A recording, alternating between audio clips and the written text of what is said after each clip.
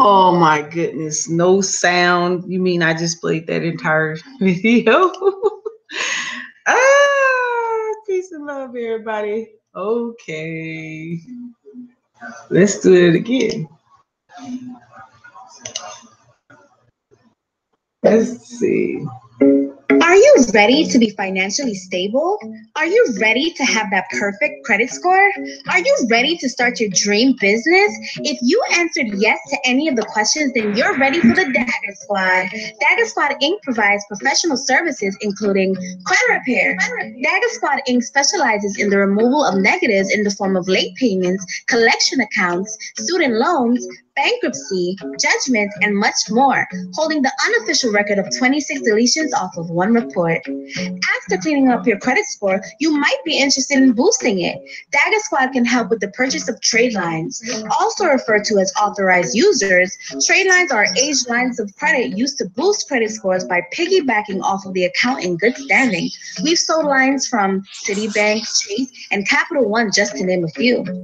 We also have the Z Black Card, the top prepaid rewards card that pays you for referring friends and family. Unlike other prepaid cards, the Z Black Card isn't loaded with fees. Why should you have to pay to add or remove your money? Here at the Dagger Squad, we believe in no monthly fees, no load or withdrawal fees, no transfer or balance inquiry fees, and the list goes on. You may also be interested in our student loan debt removal service. If you're tired of paying loans with extremely high interest rates, for $1,500, you can eliminate it forever. That's right, forever. Using accounting principles along with the consumer protection laws, we can put an end to your student loan. With our help, you can even become an official government contractor, purchase products for the government, price the product with a 20% margin included, locate a supplier for a specific product, then track supplier shipment. Dagger Squad Inc. guarantees 100% success as clients are assisted by top business professionals such as Brother Garfield Reed, Sister Monika Lamb, and Sister Cheryl Stevenson. Our goal is to financially empower members of our community so we can all see a better tomorrow.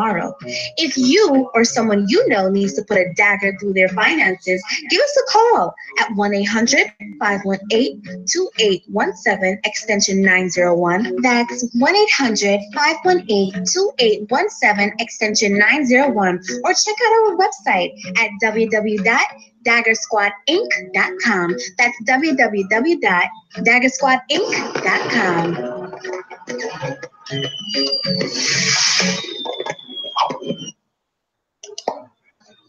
Okay, hopefully I did a better.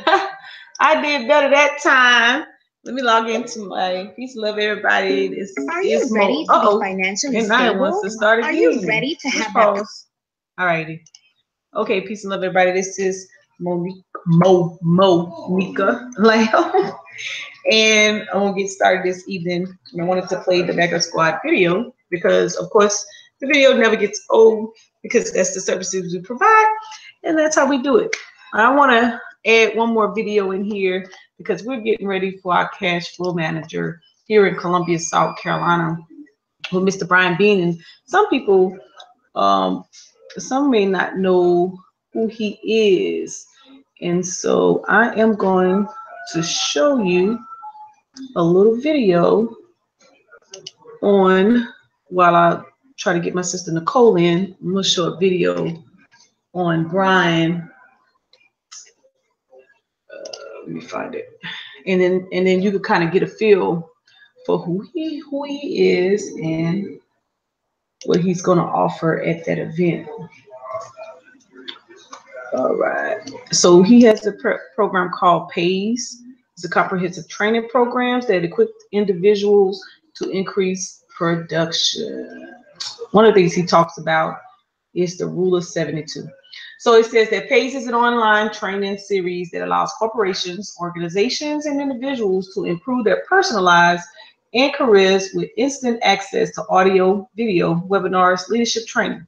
PAYS is a breakaway from the normal lectures and motivational speaking as Brian Bean takes you from conference rooms in the U.S. to conventional centers in Dominican Republic and beyond.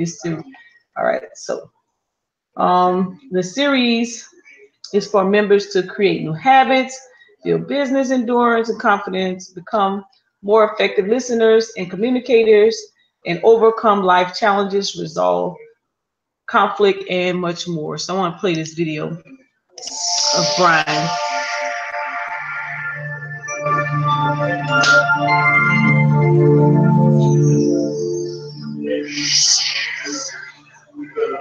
Hello, everyone. It's Brian Bean, founder of Mentor to Millions and creator of Pays, your online personal and economic empowerment system. Now, in case you don't know by now, Pays stands for People, Activity, and Yourself. These are the three subject matters that my mentors helped me master, and it led to my early retirement when I was only 22 years old.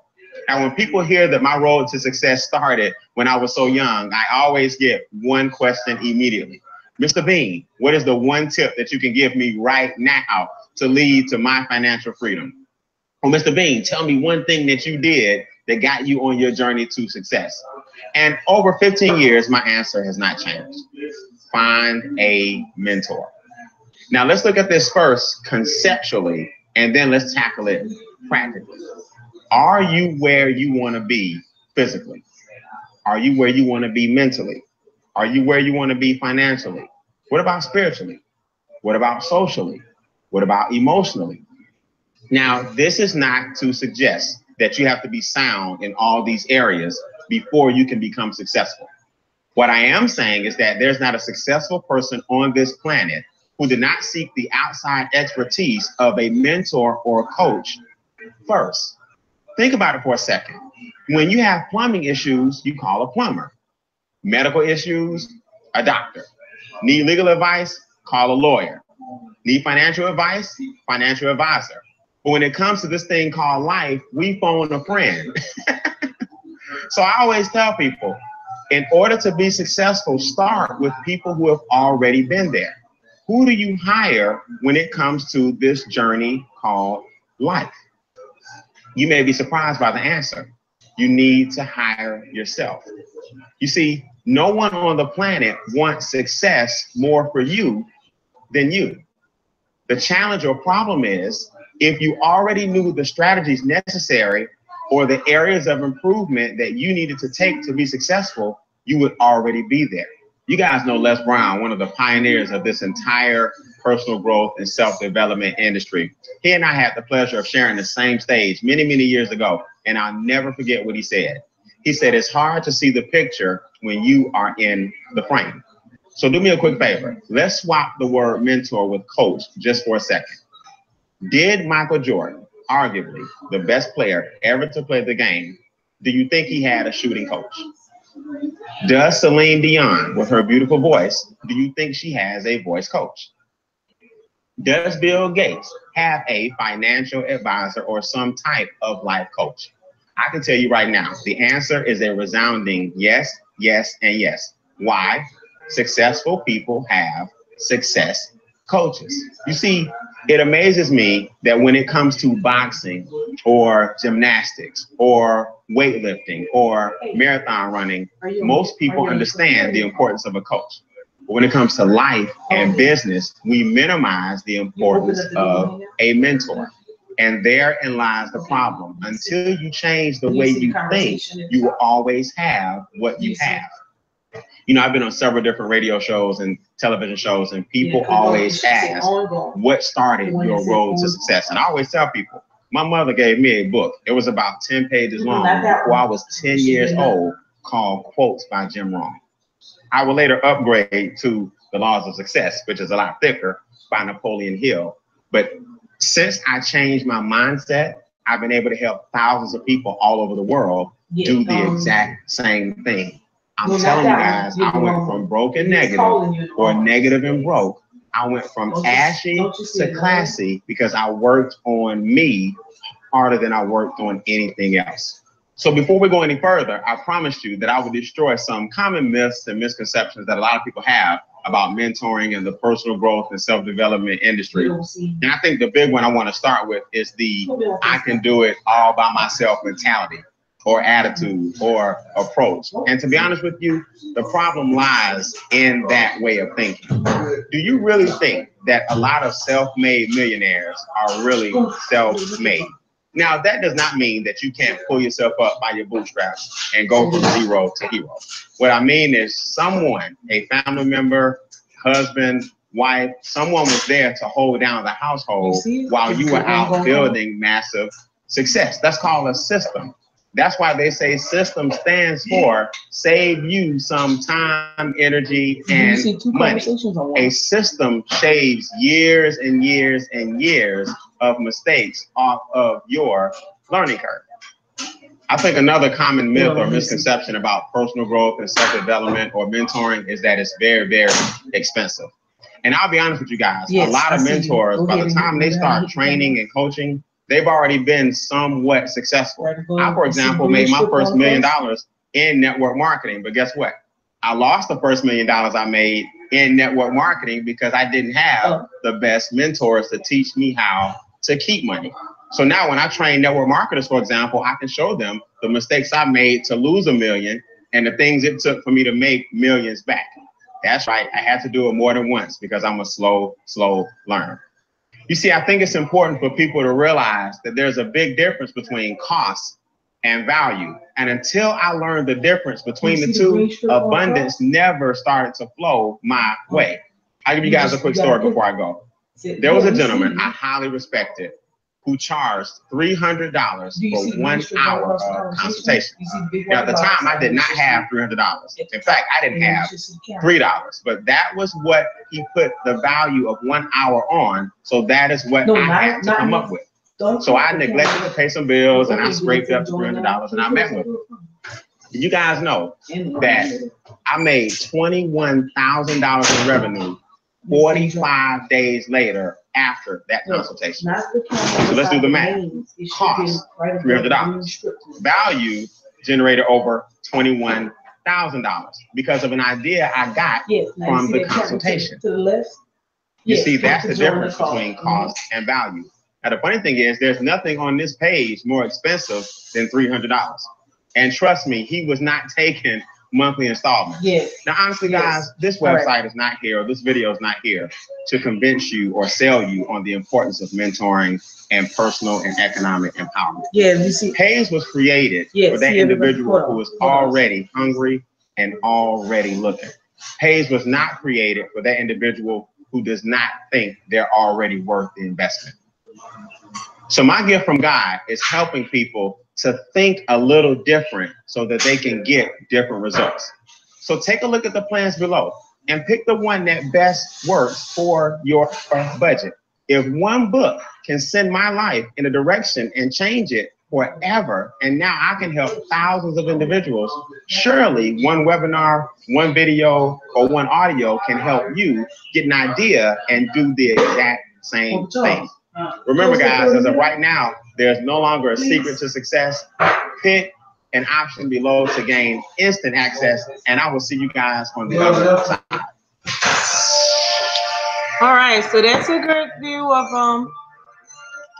of Mr. Brian Bean, who's going to actually be here. And so now you kind of got an understanding of who he actually is.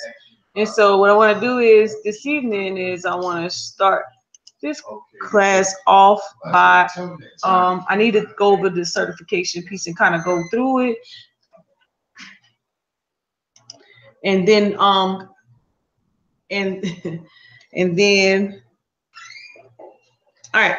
So yeah, let me see if everybody's in. Hold on a second. Did you get it, Nicole? Okay. All right. So pause for a second. Everybody should kind of be familiar with this checklist by now for actually doing government to business work. Oh, okay. All right. You still not? Did you click? Were you able to click the link? You see where Sean posted the link? He said he. Yeah, I clicked. I did. I clicked on his link, but when I come to this here page, Where that time I had to come to that page and it would allow me to hit join. Correct. It's not doing it. Okay, let me, because we added you. Are you logged into your email? Okay, let's see. You got in the other one, now you get in this one. Can you see? Okay, and you had clicked that link that Sean sent as well. Yeah. Let me try to click it. Okay, when I click the link, we'll log into my email. All right, stand by, you guys. Give me a second.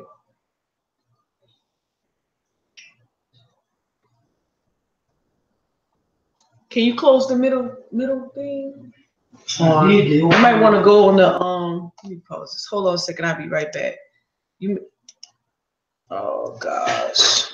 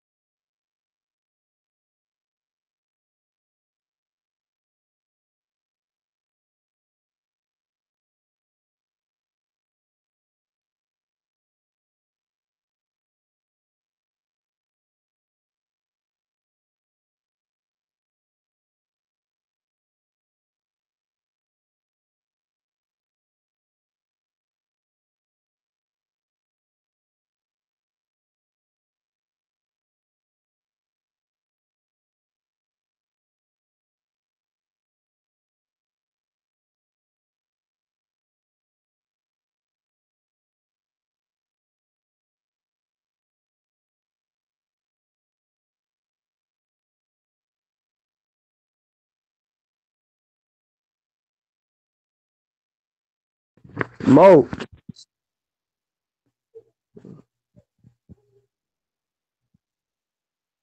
I was trying to see. She could see it, but I'm not trying to figure out why she's not coming into this hangout.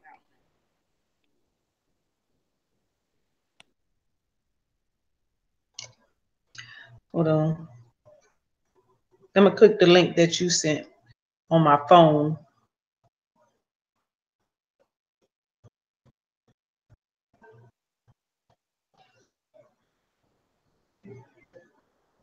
No, it's the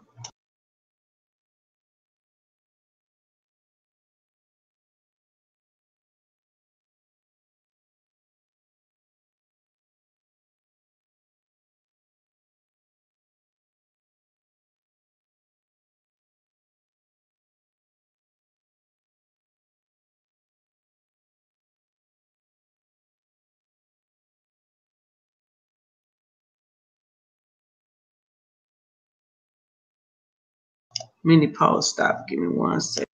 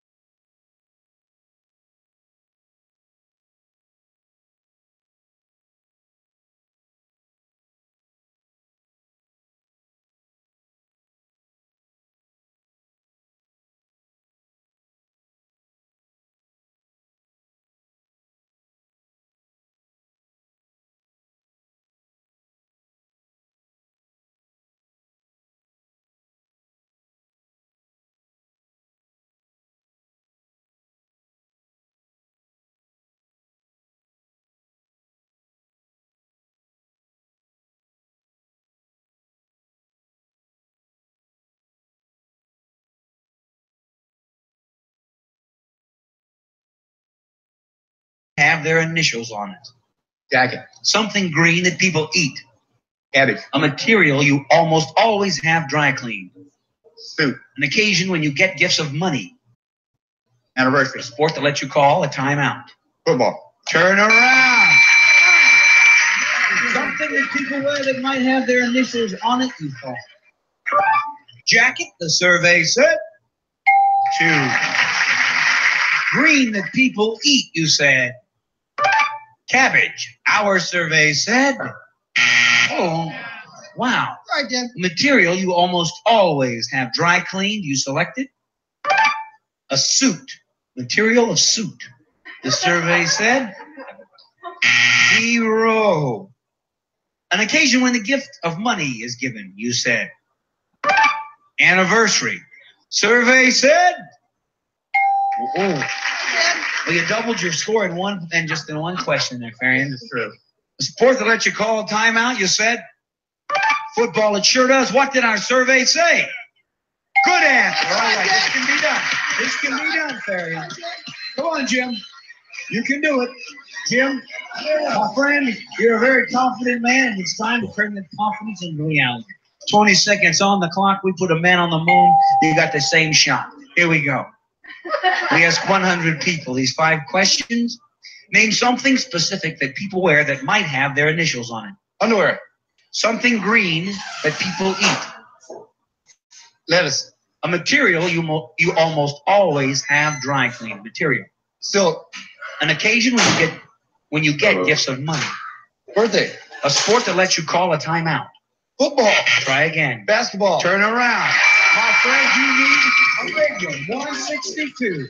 Something specific that you might wear that will have your initials on it. You said the land down under. The survey said 2. I don't know. Okay. Number 1 was shirt or blouse. Green that people eat, you said. Lettuce. Survey said. The number 1 answer.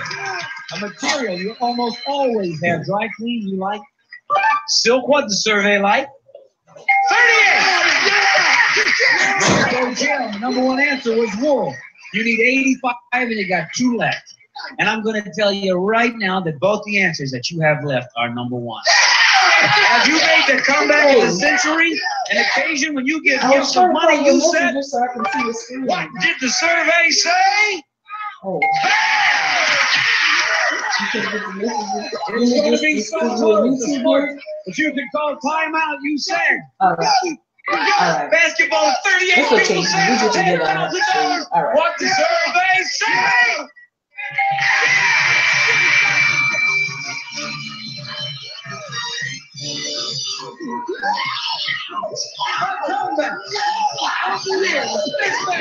We're coming right back. Protect yourself. Don't go away.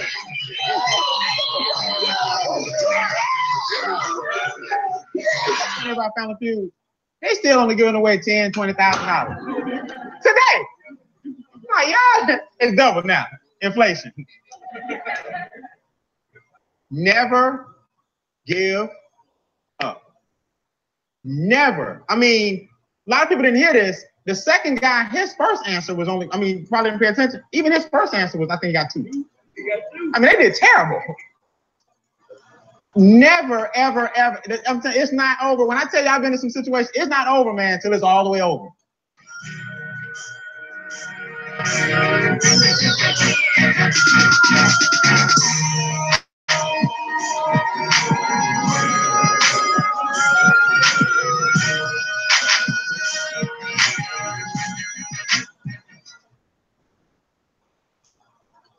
All right. Let's see. All right. So that was my little fill-in.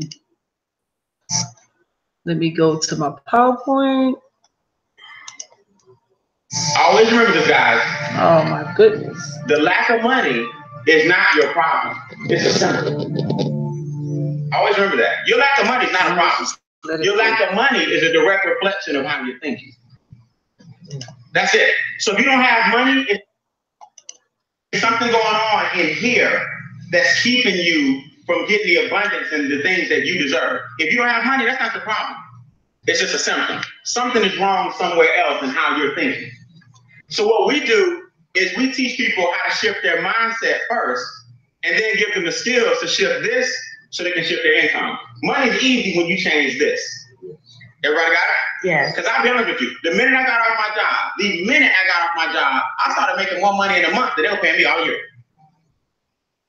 I'm talking about $20,000, $30,000, $40,000, $50,000 in 30 days. 30 days. They were paying me that every 12 months. So you have to understand, it's this that determines this. And here's the cool thing about it, because you'll never hear me brag about money, because money's not important to me. Once you get it behind you and out the way, you really start enjoying this thing called what? Right. So see, we're about getting money behind you. People say, Brian, y'all always talking about money. Y'all always talking about money. Money's the root of all evil. That's not true. Never change. That's not true. It's the lack of money.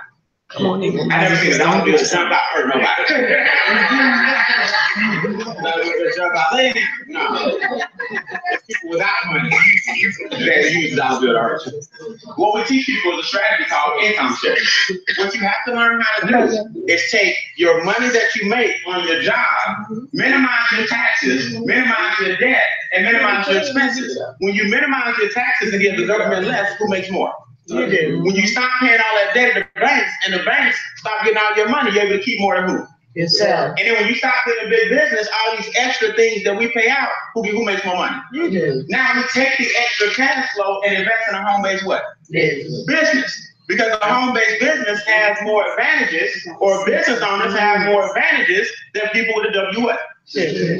Give you an example. People say, Brian, what do you mean? I don't understand. Is it uncommon for the government to give certain people certain perks that they don't give other people? Yes. Okay. If I live in an apartment, right, and Dave lives in a house, we live right up the street from each other, but I'm renting and he owns. Does the government give him a tax break? Yes. His mortgage is $1,800. My rent is $1,800. Do I get a tax break? No. The government rewards you for getting in debt.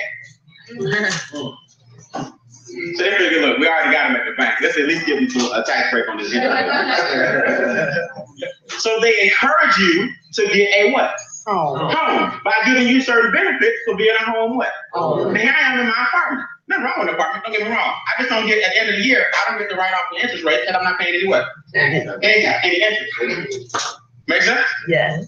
So that's what happens. So this is what I tell people. The government is going to tax you several different ways. I'm not anti-government. I love this country. I'm not up here speaking like I'm some communist trying to overthrow the government. I love this country. This is America. You don't see no boats leaving. Look at you guys who are boats. No. People come to this country. You don't leave it, but I'm talking about it, but I'm not mad at it. You know what I'm saying? I just want you to understand it. I've never seen the person go, we dying to get out of here. But I want you to understand how income shifting works. Because if you don't, they will tax you as many ways as possible. We already got sales what? Property what? Ad valorem what? So you can tax all the way around. Why is it that the one that you can control, your income what? You don't minimize that. Because you can't minimize the other ones. Those are non-negotiable. You can't go to the store and buy groceries and say, you take a little bit off the sales tax.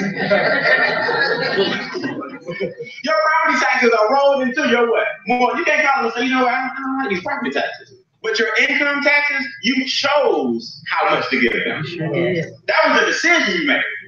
So if we can lower one of them and bring that back in and do what wealthy people do, which is open up a small home-based business, and I'll explain that in a second, and then take the money from 1 and 2 and start investing. I don't care, guys. I don't care if you just slide $200 a month to the side.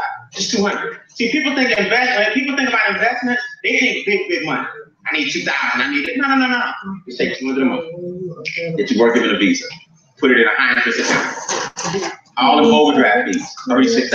$36 here. $36 there. Brian, you're talking about like you know about it. I do. Back in the day, I'm saying I could float a check like a frisbee. I never float a check. I'm serious. I could float a check like a frisbee. The money went in there. I write the check anyway and just cover. And just keep covering and transfer the funds, saving the check, back over, from this bank to this bank to this bank. By the time they figured out who had the check, So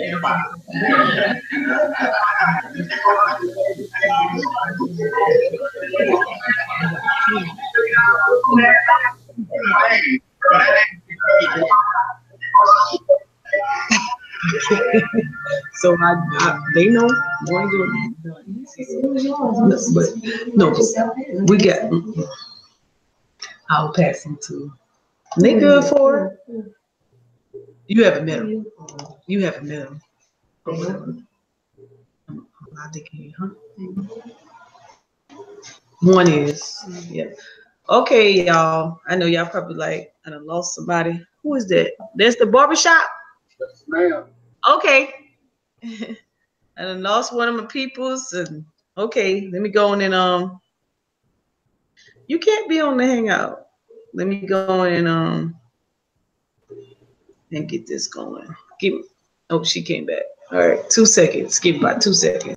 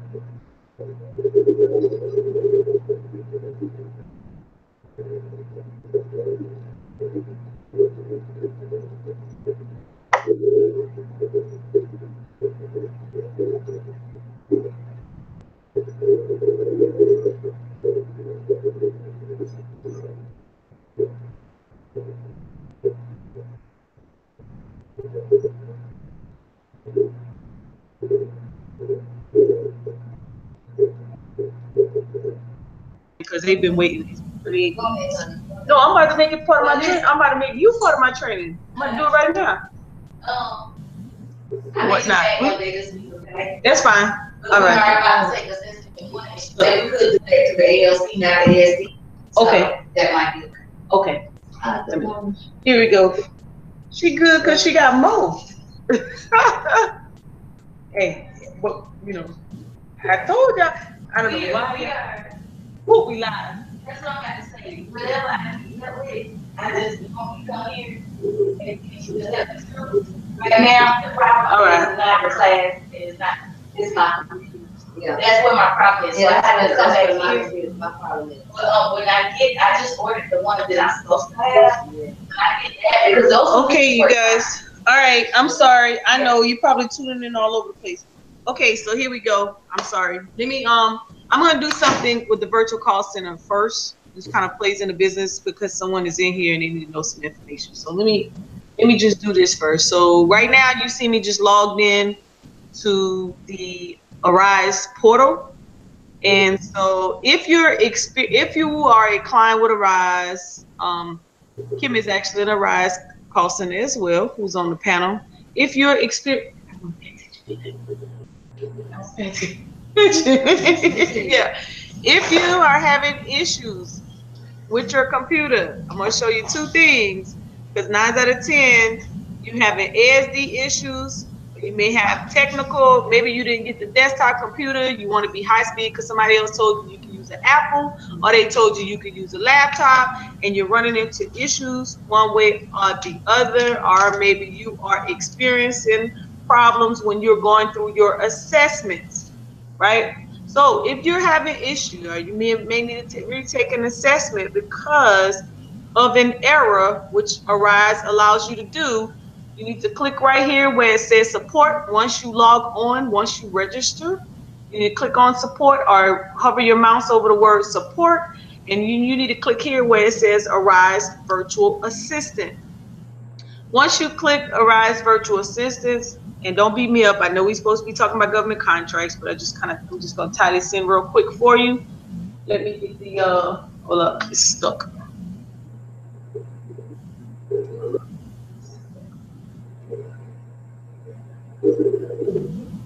Let me see if I can get it over here.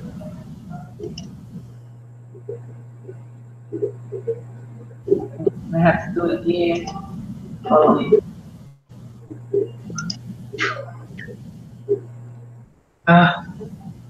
Wait a minute. Let me switch screens real quick, so just so that I can bring it.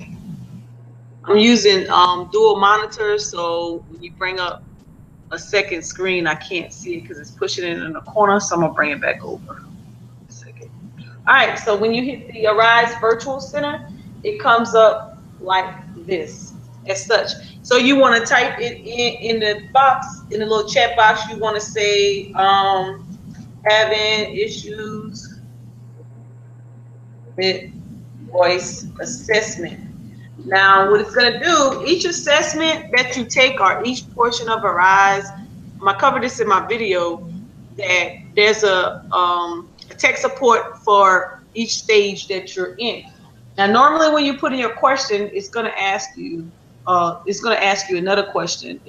I have an issue with the program assessment, or I need help with the nope. So you got to say none of those, and you got to type the question again.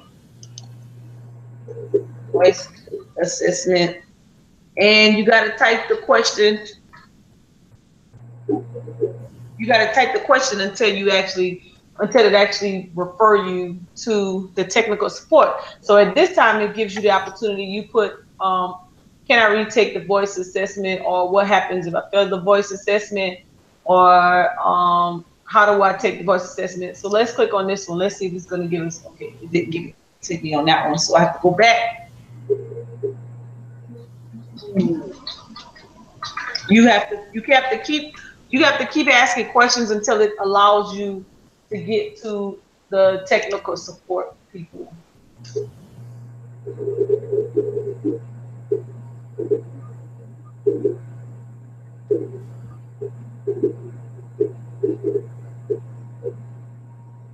All right. So here, Okay, so it says individual waivers may be requested for technical issues diagnosed by arise technical support that prevented the agent from servicing. That's intervals. So we don't want to, it wasn't the intervals you was having issues with, it was the voice assessment. So in this box, you got to keep on asking the question until they actually let you in. And I'm only gonna, so you just pretty much got to go in until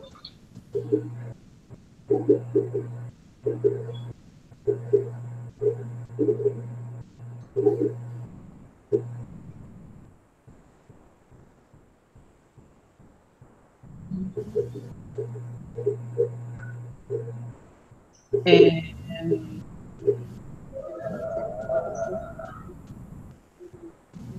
it's gonna say 90 days.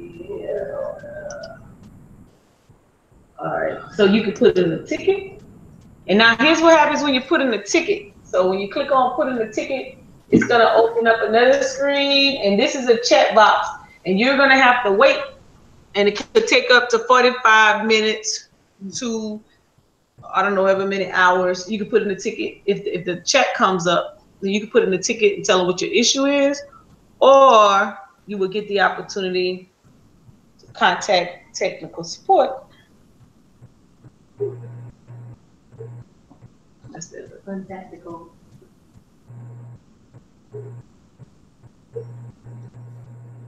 And it's probably because it's after. Hey, Kim.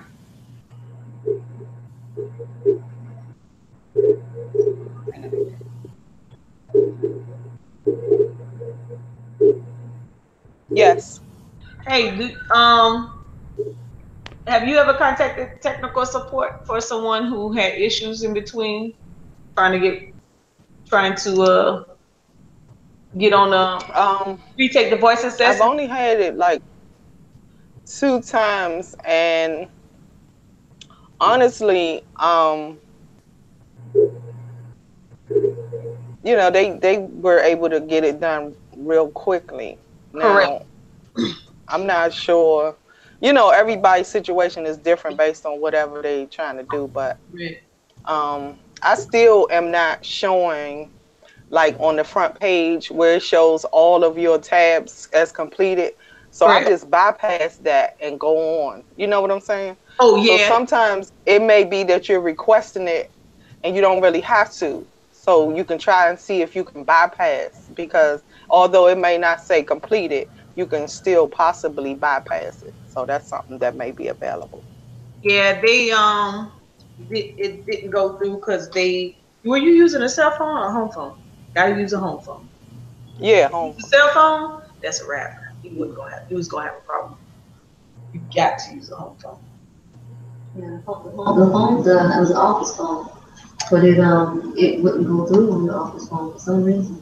Yeah, that's why you're supposed to. Because what happens is the phone can have, in so many words, you can't have, if you have other features and things like that, you will have issues. Yeah.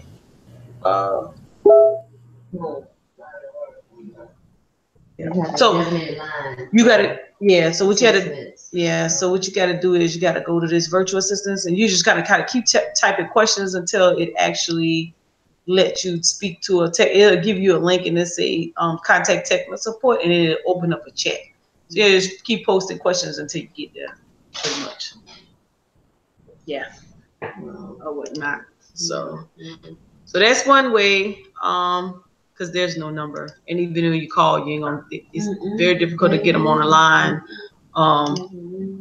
So let me get through this.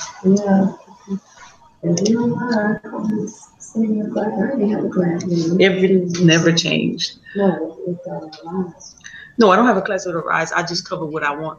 Every Tuesday, I never change at 7 p.m. every Tuesday for about a year and a half now. Nothing's never changed. If somebody asks me a question, I'll go into it like you asked me a question. I'm on, Mo. Oh, you on the hangout? We'll check you out. Okay. I'm sorry. Let me get going through this. Okay. So this is a checklist. Kim, you probably seen this a million times. Nicole, this is new to you. My barbershop guy, this is very new to you, right? But this is the basic checklist if you're going to do business with the government. You'll come, register with the Secretary of State, have an EIN, have a DUNS, have a cage code.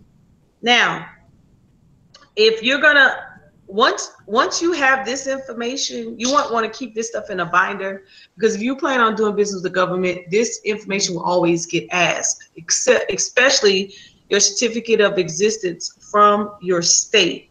If you're interested in only drop shipping, then this is all you would need, because you won't need a license to drop ship, that type of thing. Once you start getting into those service contracts, let's say you're into transportation. A lot of people contacting us that are into transportation already have transportation, already doing business, but they want to start doing government contracts, or they have opportunity to do government contracts, but their hookup or their person they're affiliated with is telling them, listen, you gotta, in order for me to give you business, you gotta have the minority business, you gotta have the DBE, one of those certifications. Why? Because when the Small Business Act of 1953 was put in place, it was for small businesses to kind of have a fair chance at the table. So what they did was, at the time, they put aside what they call set aside funds for small businesses, mainly minority businesses, women-owned, small disadvantaged business, service disabled veteran-owned, and HUB. Since then, these certifications have expanded. So that started the first one, the small business one. As you can see, the percentages are pretty much the same. That means when a government contract comes out, that because it's federal money, they are pretty much obligated to do subcontracting with these particular groups. You might as well throw in Indian disabled owned businesses as well, because that's a certification. Now, the small business certification, of course, you have to have less than a certain dollar amount to qualify as a small business, right? Well, the woman owned, it is what it is. You can't do that whole legal thing, okay? Got to be a woman, right? So, small disadvantaged business. Now, when you see the word disadvantage in that conversation, that means they're talking about economically and socially disadvantaged. That means from a personal perspective, we are talking what your finances look like. How do they determine that? Well, that's determined by your tax returns, personal tax returns, right? Economically, socially, that's determined by where do you live, where you are, right? Then the service disabled veteran. If you're going to be service disabled, if you're going to go after that cert, you have to at least have a service connected injury, meaning you have gotten a letter from the VA stating that you are service disabled by virtue of having some type of disability connected with your military career. That document, along with your DD-214, justifies you as a service member, and the VA document makes you eligible for this particular certification. HUD zone, you got to be in. It has to be, your business has to be in that HUD zone area. So in order to find out if you qualify for the HUD zone, you have to go on the map, wherever you are, where you want to be located, wherever you are, you just put in HUD zone in that state, county, city, whatever, and it's going to show you a map and with the HUD zone information. Okay. Now, so if you're looking for contracts, this is one of the websites you can go to. When you go to the fedbizops.gov website and you click on set aside codes, these are the codes that's going to come up, right? You got your 8AFA. The 8AFA is the top dog of federal contracts. When you submit for an 8AFA, you only get 9 years. If you want, now, I never discourage anyone to go straight after the 8AFA, but what I would do, if you are a new start business, unless you're very skilled in the industry that you want to operate, I would suggest that you don't go heads in on the 8AFA until you get your business straight. Why? because the clock starts ticking once you get it. Now, once you get the 8 AFA, can you get big government contracts? Yes, because they're gonna link you with other. You're gonna be a protege to other large Fortune 500 type companies or companies out there who are trading on the market.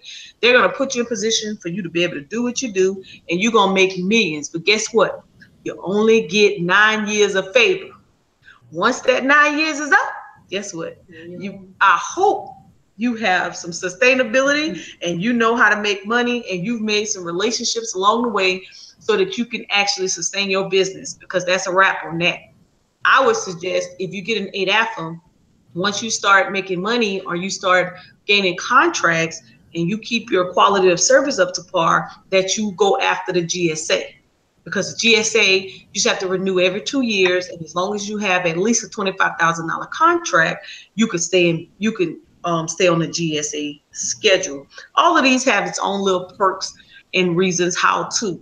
So, not expecting you to remember all this stuff overnight. That's why I repeat it over and over to make sure you kind of understand. And what else is on here that I didn't say? Yeah. The Indian Economic Enterprise and the Indian Small Business Economic Enterprise. That just popped up in recent years, the recent year, and you already know why. What happened in South Dakota? So they figure they start showing favoritism. Is almost their way of kind of cleaning up what they did, even though they could never do it. So they put out some set asides strictly for Indian-owned businesses. So what are the strengths, weaknesses, opportunities, and threats for getting into government contracts?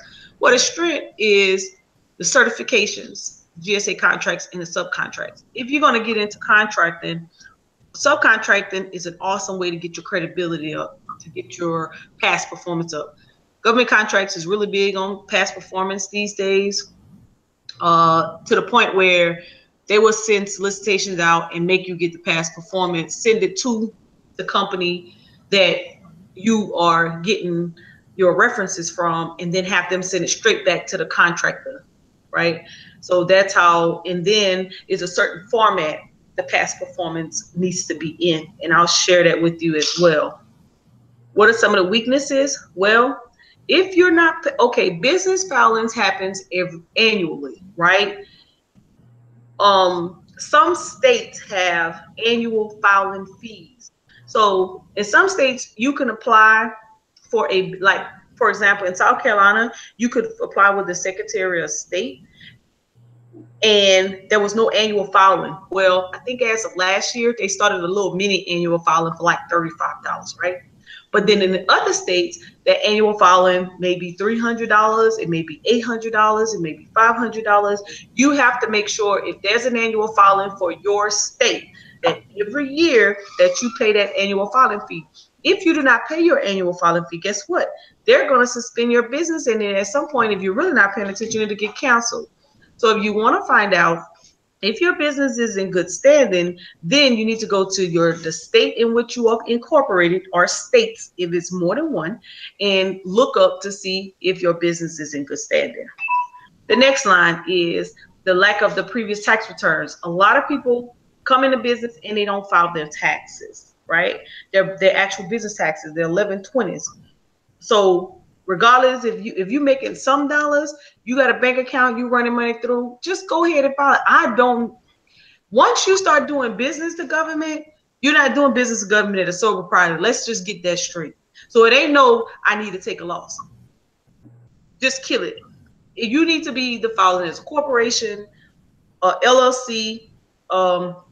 In some states, it may say domestic general liability company. Some states may just say limited liability company. Some may say general liability partnership. Some may say partnership. Whatever it is, whatever corporation is, 5x7. 5x7 right there. Yeah. Then you have to make sure that you're filing your taxes. Whether you took a loss or you gained a profit. The only time you have to pay money when you're making lots of money. Of course, if people making lots of money, then that means if they have some employees, and of course, you should have been paying your 941s throughout the year, and your state withholdings, and your unemployment taxes throughout the year. That's when people get in trouble, because you got employees and you ain't paying your taxes, right? But if you're a single owner and whatever's going in your business is coming out of your business, you're not getting paid from it, then you probably got to pick stuff up. Then, oh, you need a big one. I don't have that. Yeah. Then you need to make sure that you use it. If you don't understand payroll and how to pay taxes manually, there are some easy payroll companies out there. Paycheck is one of them. It's only $25 per pay period. You might need to write that down, especially if you're gonna be doing the rise. If you're gonna work it, then you gotta have to pay your stuff. You're gonna have to probably put yourself down as an employee, so you can pay your taxes properly. I wouldn't know. Only $25 is called paycheck. Correct. It's only $25 per pay period, which is not that bad. And Janisa can give you more information on it because she uses it. And then you got ADP, you got QuickBooks. There's a whole bunch of payroll companies. These are the three that I'm familiar with. Someone may be having another type payroll company. I know that if you're doing a rise, everybody's independent contractors, unless you want to get into a habit of paying yourself and you can make yourself an employee. That's cool as well. If not, then you can 1099 yourself. Once you start getting into employees, though, that's where people get in trouble, because they hire people, they pay the taxes, they got workman's comp, and they end up getting in trouble because they got workman's comp and they don't go file their taxes. They pretend like they don't have any employees. Well, you can't have one without the other one. You're gonna get caught, because when they run the audits, they're gonna see that you're paying some workman's comp. That means they know you got some employees, because you're gonna have to cover them on the job. And then non-existent cage code or DUNS number.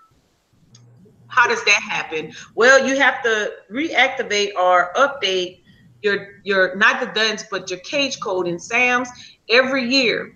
But here's what you have to be careful. Everybody already knows, if you've already done this, if you put in for a DUNS number or a SAMS, then you'll get these spam emails all the time.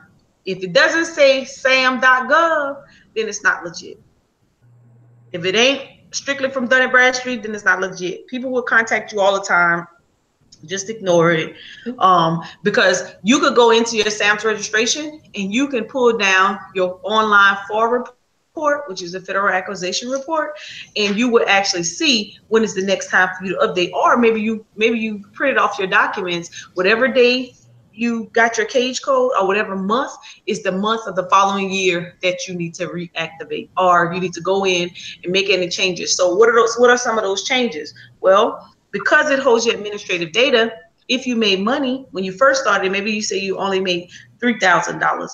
Well, whatever you made at the end of that year, then you can go in and you can update your numbers. Or maybe you started with one person, now you have 5 people, or whatever it is. You need to go in and update it. Or like last year, Houston had the disaster of Harvey. Well, instead of them having a separate FEMA application, what they did was they put the registry on the SAMS. But guess what? In order to go and work with the disasters, in many cases, if you was trying to do it just manually without having to hook up through the insurance companies, then you would have actually had to go into SAMS, click that you want to work for any disaster type programs, and so that you could show up on the registry. And you have to do that a year out in order to be able to do it, right? So what are some other opportunities? Well, you get the opportunity to increase your company's network. You get to employ people in your local community, and you get to expand your sales and marketing. It's a win-win. You already know if you get a government contract, 9 out of 10, you're gonna make a couple thousands, or maybe, if it's services, you might even make a couple million. So of course, that's an increase within itself. Then you have your threats. Unfair wages to employees. If you went and Googled issues with government contracts, then you will see most people lose their contracts because they don't pay people properly. And that's why I do this class, because I show you the how to get your DOR, and I'll show that again tonight, how to get that wage of determination for your state, your county, your city, and maybe having poor quality controls. That means once you start it, you got to go in and you got to audit your own stuff. Like they popped up with us today, this morning. I was sick. All of a sudden, VA popped up, sent the auditors out. I wasn't here. Everybody panicked. But it was cool because we have everything. Got till Thursday to get everything in, right? So those are the type of thing you got to have your quality controls in place. And the reason they couldn't get to it because I got the stuff on lock. You can't get to it unless you come through me. Now, do we have backup ways that people can get to the information? Sure, we do. However, if you want it very quick, then you got to wait for more. Improper record keeping and budgeting. Very, very important. You get a $3 million contract. If you don't know where this money is going or how to duplicate this money, you're in trouble.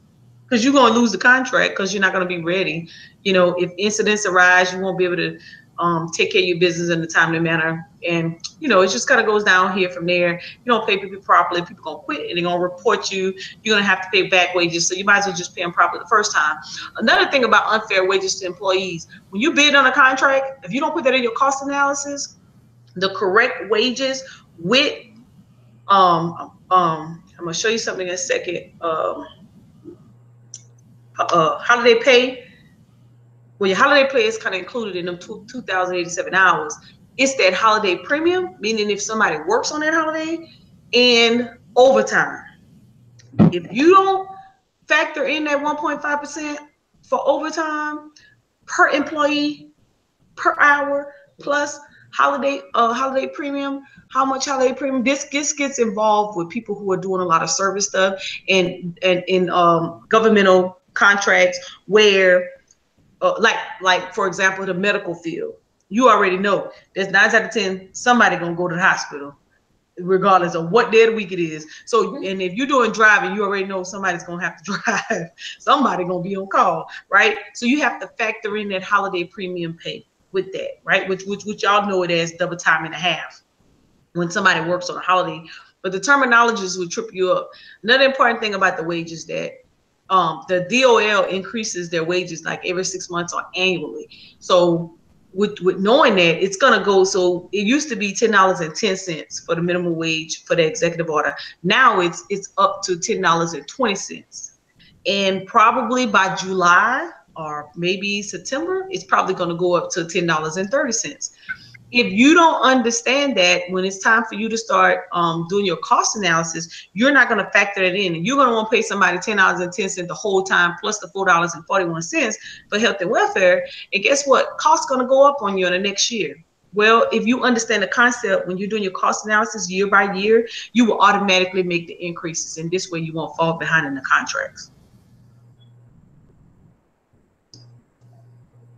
So, of course, what are the fringe benefits? I just told you of one, the health and welfare. Every person that works for you hourly when you're doing those service jobs get an extra $4.41 per hour. I'm going to show you a DOL in a second. Now, what some people do, and this is why they get in trouble for the wages, is that they will, if somebody's supposed to get paid $15.50, then what they would do is, instead of giving that person $15.50 plus the $4.41, they won't give them the $4.41. They'll just give them the $15.50. They're like, I ain't paying that person that much. Well, it's not up to you. They gave you the government contract based off the fact that you pay that person $15.50 for this particular job title, plus the health and welfare for $4.41. Because if you have less than 50 employees, you don't have to pay medical insurance. However, that person can use that $4.41 to get medical insurance. Makes sense? And this is why, you know, it's very, very important. Of course, the work is consistent. If you put forth quality work, a payment is guaranteed. They're going to pay you if you send your invoices on time and you build the relationships. One of the relationships you definitely need to make sure you build is with the contracting officer or the person who's maybe the specialist contract specialist who's doing those actual contracts. And this goes for, and if you're doing grants, then you need to build a relationship with the procurement person. Let me get out of this PowerPoint. And I need to show you the DOL. Yes, ma'am. What if in your business you want to offer benefit pack of your own? You can and put it in there. So yeah. So the question was, what if you want to add your own French benefits packet? And so my response to that is you can add whatever you like. The question is if you added that in when you bid it on that contract and won. So when you did you account for that, right? So for example, so she's speaking in reference to Arise. If she wanted to add benefits to the Arise, well, we already know Arise will pay the actual IBO. Let's say that Arise pays $14, right? So if you decide to give that CSP, that client service professional, the whole $14, then you're gonna be short, because you ain't gonna benefit anything. So what you have to do, you have to decide, am I gonna charge them an admin fee, or am I gonna charge them $1 per hour, $2 per hour, whatever it is you do. Let's say you say I'm gonna do $2 per hour, so I'm gonna give them 12, I'm gonna keep 2. So out of that $2 per hour, you have to decide, is this enough money for me to pay my taxes, and for me to offer them some type of benefit, because you're gonna have to match it if you offer them some type of benefit. Most people who are working under Rise are independent contracts, so you're not obligated to offer no benefits. But if you make them employees, which would be all on you, which means you have your own letter, because according to Rise, you was already supposed to, they're not accountable. Because you gotta remember, if you start offering benefits and you making them out of employees, you'll also need some workman's comp insurance and be paying some payroll, because now you just made them an employee. There's a big difference between the payroll that they use.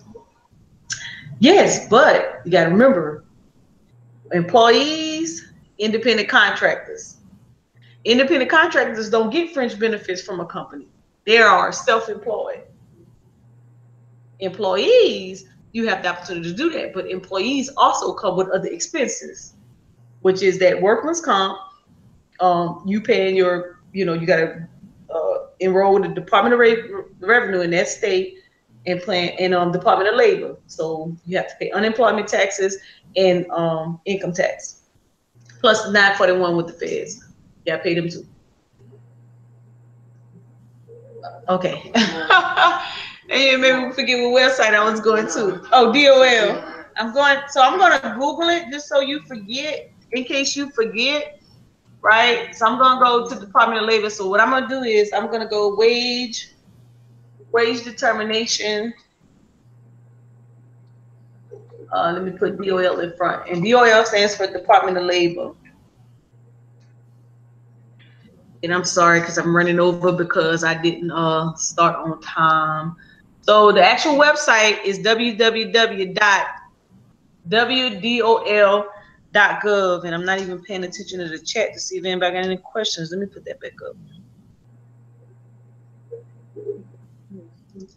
Peace and love, Six Dynasty.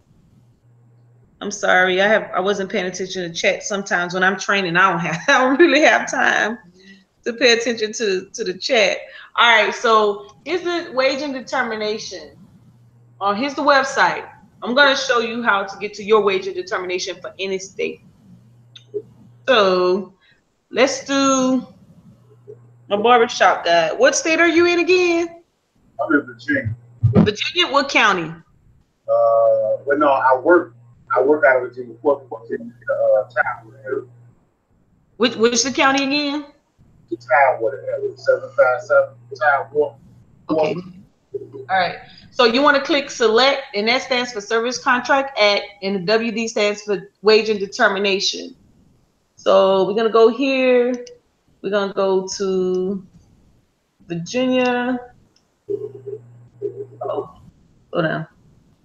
And then now, what was the county again? Say Norfolk. Say Norfolk. Say Norfolk. Okay. All right, Norfolk. We're gonna hit continue. We're gonna scroll down. It says were these services previously performed at this locality under the Service Act covered in this contract. We're gonna say no. Let's say this is the first time. And one of the services we're gonna choose, let's see. Barbershop and beauty. So let's say yes. And we're gonna scroll down because we just chose that. And let's see. All right, so we keep going down, and here's your wage and determination. So what you can do now, so this one is for, that means the last time it was updated was January 16, 2018. And this is pretty much the number for that location. So what I'm gonna do is, to make it easy to read for me, I'm just gonna highlight the entire sheet. I'm gonna copy and paste it to Word so I can actually read it better. So I can show it to you in its entirety. You bring up a Word document.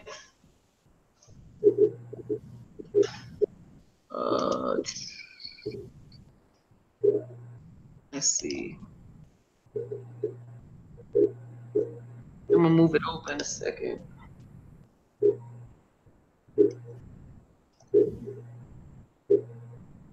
All right, so the only thing I did was I copied and pasted, and I moved it over here. Right, so you can see, now you can see more of it. And let me make it do that, and let me make it a little bigger so you can see. All right, on the YouTube. All right, let me scroll this down so I can see it already. All right, so the wage and determination, and it's for barber and beauty services. Now every service is different, but we just chose a specific one. All right, so what to remember? It says under Executive Order 13658, a minimum wage of $10. Well, see, it went up already for your location. Some places is only $10.20. That's why you have to look it up per state, per county, because everybody's not going to have the same amount. I can tell you South Carolina is not $10.35. Okay, so $10.35 for the calendar year 2018 applies to all contracts subject to the Service Contract Act for which the contract is awarded, and any solicitation issued on or after January 1st, 2015. It says if this contract is covered by the executive order, the contractor must pay all workers any classification listed on this wage and determination at least $10.35 per hour, or applicable wage rate listed on the wage and determination if it is higher for all hours spent performing the contract in the calendar year of 2018. And then it goes on to let you know that it's adjusted annually, right? So what does that mean? Let me scroll down a little bit so you can see. And of course, it's for Virginia and it's statewide. So let's scroll down. All right, so basically what I just read, if this occupation code, and this is the rate, is less than $10.35 an hour, and you got a government contract to do or cut hair or to do some type of barber services for the federal government, you got to pay them at least $10.35 per hour. The code is 987. That's less than 1035. So you have to pay at least 1035. Now the beauticians, I don't know, maybe they think they do a little better job than y'all or something. They got their occupation code at $11.48. So how much you think they would pay a cosmetologist per hour?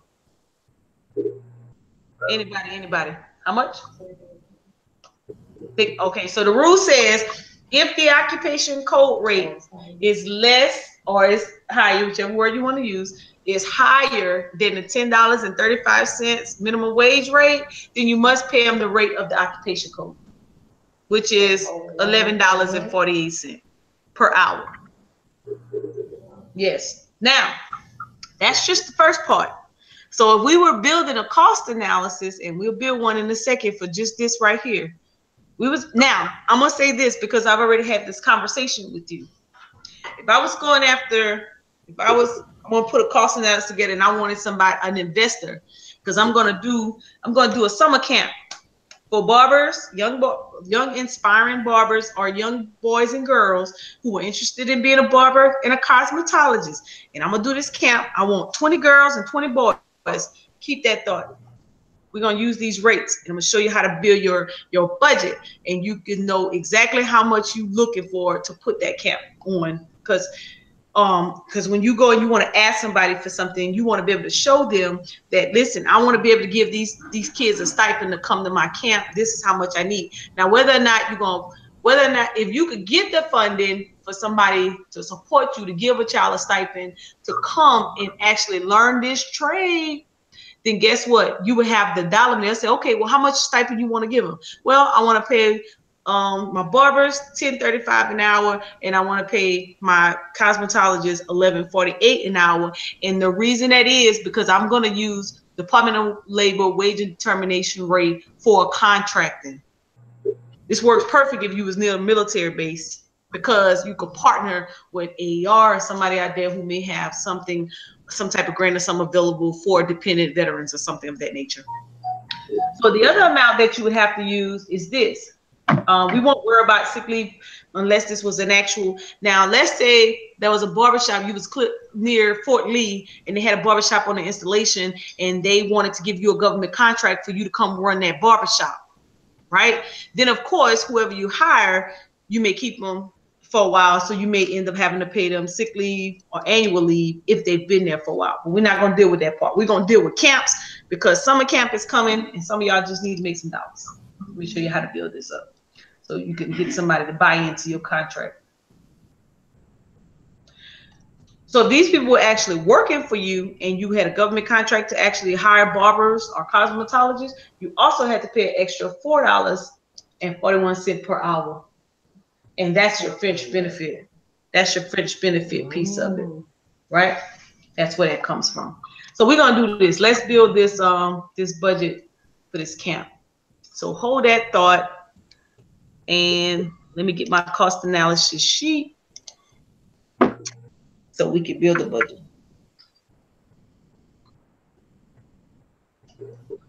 Let's see.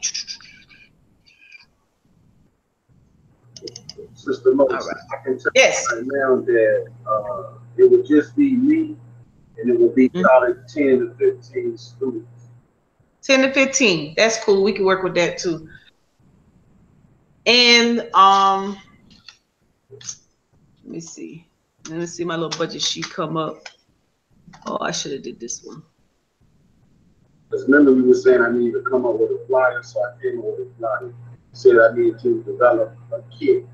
So you got your kit? I have a kit. Yeah. Somebody been working. Yeah. So I guess what you about to go over next is probably be the next step. Yep, I'm about to go over your next step. And if y'all watching out there, you can borrow the idea, because we don't mind sharing. But if you're in the same location, don't be going over there trying to do the idea, because we usually don't put this out. But I already did. So don't be taking my homie little idea. Oh, it's not what I'm looking for. Hold on, I need to get the actual program budget for you. Hold up, give me a second. I'll build one. So what you're doing now, this will make it possible to get a grant or something? Are you gonna when you do your here we go.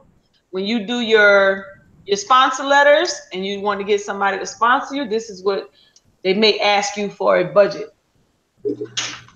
So I'm gonna help you build it right now. I'll send this to you too. Okay. All right. So here's some of the things you need to have. So right now, we know you don't have any community grants, right? We're building this all out of pocket. So 0 individual contributions. You can decide if you want to, if you're going to contribute, or you're going to try to get some people to contribute. So let's just say you could get, let's say you could get 100 people to contribute $10. So let's say you can get equals 1, 2 times. We got 1,000. So these are goals. So so let's say someone was like, you know, they want to invest in your idea, then this is what you're looking for. Because you want to be able to tell people, say, well, if I want to invest in you and say, you know what, I don't mind contributing to your idea. And then you want to be able to tell me, you know, I'm looking for 100 people to give $10 so I can have $1,000 to do this, right? That's quantitative. That's specific. This is what I need. And then if someone wants to give more, you can always say that, you know, if you want to give more, that's fine. But I would like to get this many people. You may get somebody to say, okay, I'll just give the whole 1,000. That's cool too. But you want to have a start. Fundraiser. Because it's brand new, you may not be able to do a fundraiser, or you could, you don't know, right? And let's just say 0 right now. So boom, you want to at least start this project out between now and the date you choose to put on this workshop or this event for the kids. 10 to 15 boys, or let's just say 15. Let's keep it at a number. That's your goal. You want to maybe you can have a fundraiser, maybe you can't. So we just say 0. You want to be able to make $1,000. So surely we got 100 people out there we know that can give us $10, or maybe we'll have, if I need 1,000, maybe you got 50 people that'll give you $20. Not sure. We'll see what happens, right? However you want to do it, $1,000 is what you want to get. Maybe you need more. Not sure. Contractual services, you're gonna be doing it yourself, so you won't need any. You won't need no business expenses. You won't have no insurance, no liabilities, none of that, because that don't have anything to do with your program, because your company already has insurance, so you don't have to go out and do anything special. You won't have no accounting fees. You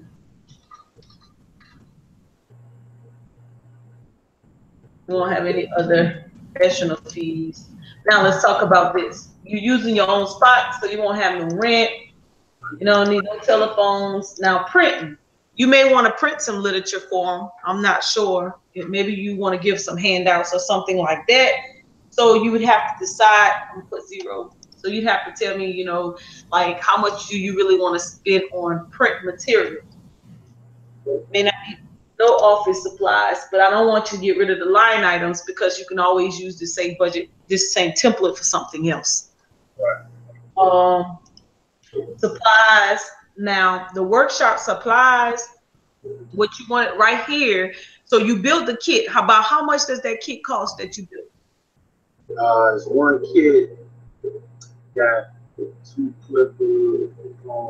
Yeah, list them out so I can write them. What you got? 2 clippers? 2 clippers. 2 combs. Packet extra. Okay. Hold on. 2 combs. What was the other thing? Neck strip. One neck strip. One? Yeah, 1 neck strip. A cape.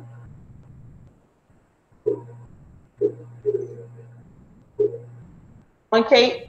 1 cape, yeah, and a barber jacket or a smock, whichever one you want to call it. A barber cap? A barbering jacket. Jacket. Uh-oh. Or you can call it a smock. You know? Spell it. A who? Smock. Smock. S-M-O-A-K? Yes. Okay. That's a kit? That's a kit. Okay, cool. And about 1 kit costs about how much? That kit that probably costs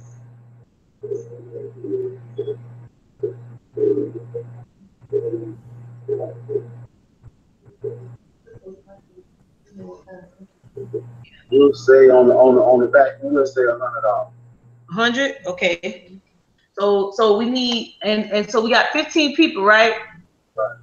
So I need to put here, I need to have 15 participants. But they always use the one kit though. It ain't like each one of them will have their own kit. Oh, you want them to share. Yeah, they would have to share that one kid. Yeah. So we want to spice up our project. Remember, we want to get some sponsors. Then we want to get sponsors to send some clippers. That's why I was asking you what brand you're using. We can send letters to that brand company to see. You see what I'm saying? So that's why I want to put this on here. So I mean, the only reason I'm saying that because go ahead. Teenage boys to be responsible for clippers. Oh yeah, liability. That's why I said one kid, and it will be at my shop. Versus each child having their own kid. They're not taking it with them. Yeah, exactly. But let me ask you this: even if you do one kit per, they may not take it with them, but each of them will have a kit to participate in the workshop, and then you can recycle for the next time. That's true. That is true. That's all right. That is true. I thought you see it my way. That's all right. I did that wrong. Equals 15 times 100. Yeah. All right. And so you don't need no license for that because you already got one. You don't need no website unless you're trying to advertise just to put the workshop in a website that way. Now advertising. You get real savvy. You know, I don't know. If you could do, you know, printing flyers. We already know social media is free. So I'm not sure if you would spend a lot if you want to print flyers, or you could do all word of mouth. However you want to do it, you know, you can maybe say $50 if you print some flyers. Whatever it is, you could change this at your own leisure, but this is building a budget. So as you can see, now I'm gonna back up. This is just raw and uncut. But what we didn't talk about, let's go back up here and let's put cost per participant. See, that's the other thing. You came up with the cost, or you want to do it for free? It's gonna have to be free. Yeah. First one. In order to get our people involved, they gotta see free. Don't be so short now. Some people might give $5. Yeah, you right, $5. Yeah. So what we're doing, so here's what I want you to think about. We're not building a budget based off of what we think is gonna happen. We're building a budget because we're looking for investors. Okay. So guess what? Now the kid may not be able to pay, but you only want 15 kids to come to this workshop. You may have some people that want to sponsor their child. Okay. Right? So let's say $25 per child. You can change it if you want. Let's just say 25.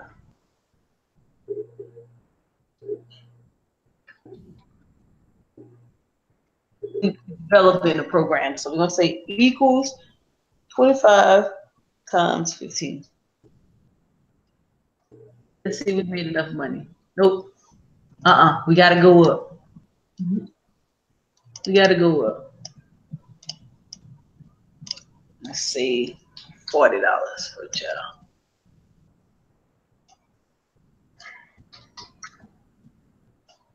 Yeah, that's better. We make $50. So we can break even hard. We can say no advertising for free, and we make $100. But at a minimum, now this is making money with no money. This is if you really want it, and let's say if you don't get any donations from individual contributions in this amount, and we needed to make $1,500, we needed to, because this is what people do.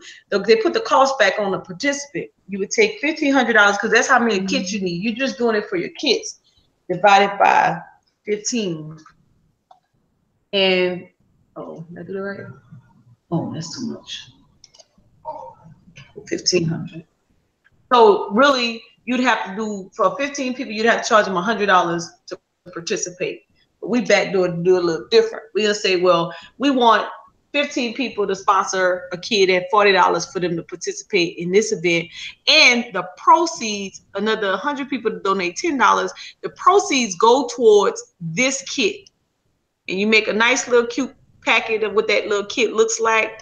this is what will be going on. This is what those kids will be doing in that workshop. You'd be surprised. Because all of these proceeds, and then if you get a demand for it and people like it and they be like, man, I want my kids to participate, you know, it's $40 or you get a sponsor or you get your friends to sponsor.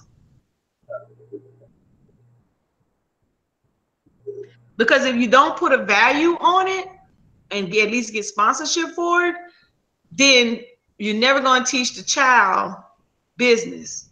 They always, because that free is killing us, I'm telling you. Yeah, that's true. That's true.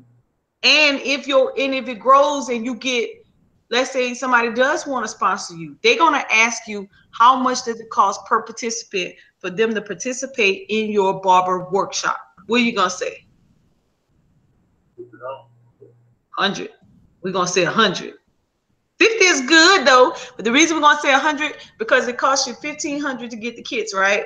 You're going to take, I know what we got here, but we're going to, so if somebody want to sponsor it, you're going to take $1,500 divided by 15.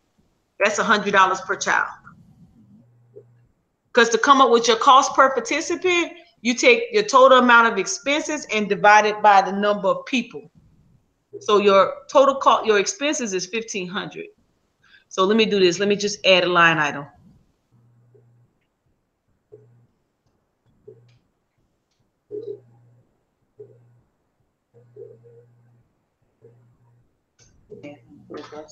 Expenses divided by participants, right?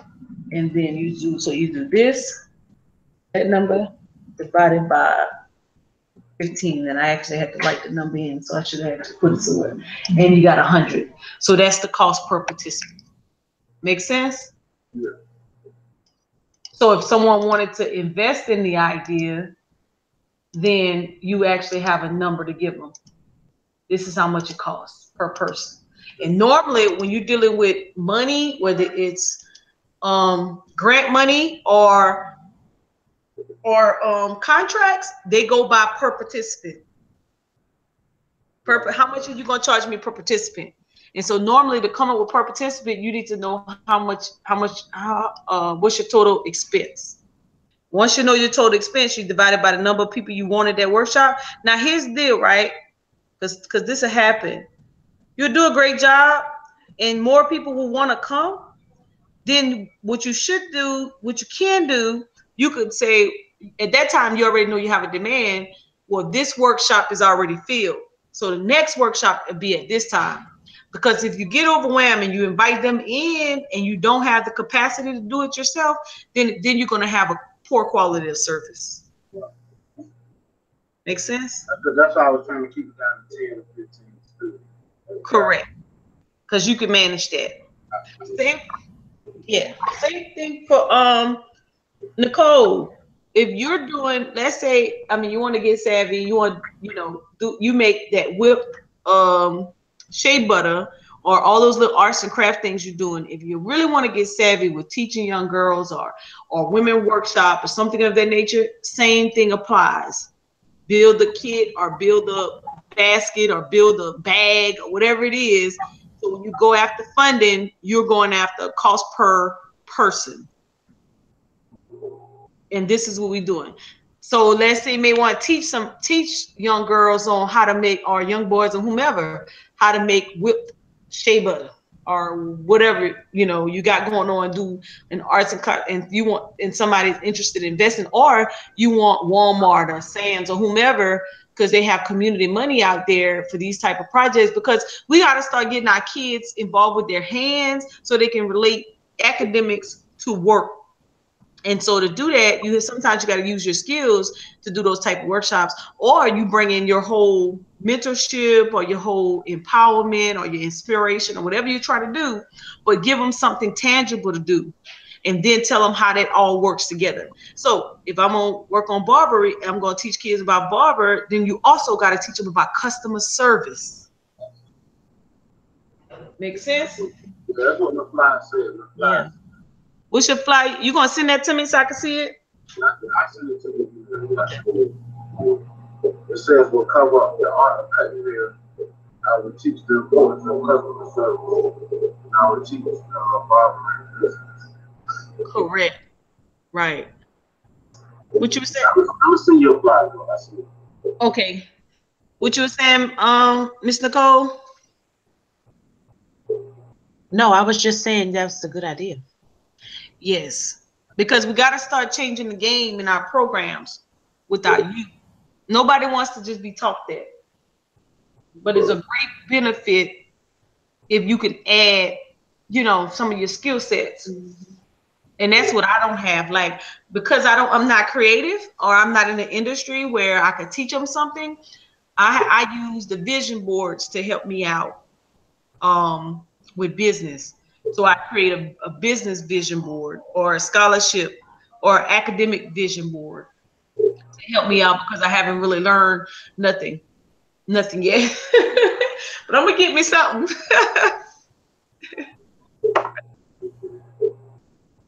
Kim, what you doing? I know you got something, Ed. Kim is in the transportation. She probably hustling.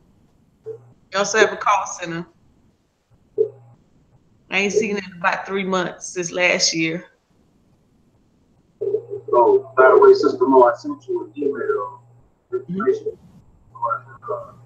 help us finish getting the James code or sign registration. Okay. That's it. Okay. I think you asked for the username, the password, and I think our John's number is also. Okay. I'm gonna check it out. Okay, so somebody's in the chat. Peace and love. Just Teacher says, Mo, my wife wants to invest in a building now that she has a master's in early education, but I can't get her to listen to your wisdom. I damn sure. You know what? Listen, okay. Because sometimes business it seems easier than what I kind of make it out to be. However, if you want to get into expand, what happens is folks start businesses, and of course, you know, you got credibility on the ground, you got your street credit, you got your friends, you got your network, and things will work out. But what happens is when you do a great job and you want to expand, because they got these contract opportunities. Let me tell you what would be great for your wife right now, especially if she got early childhood education masters. Almost every state, and we haven't explored them all, but I'm almost sure when it comes down the pipeline with 1 or 2, it trickles down for everybody.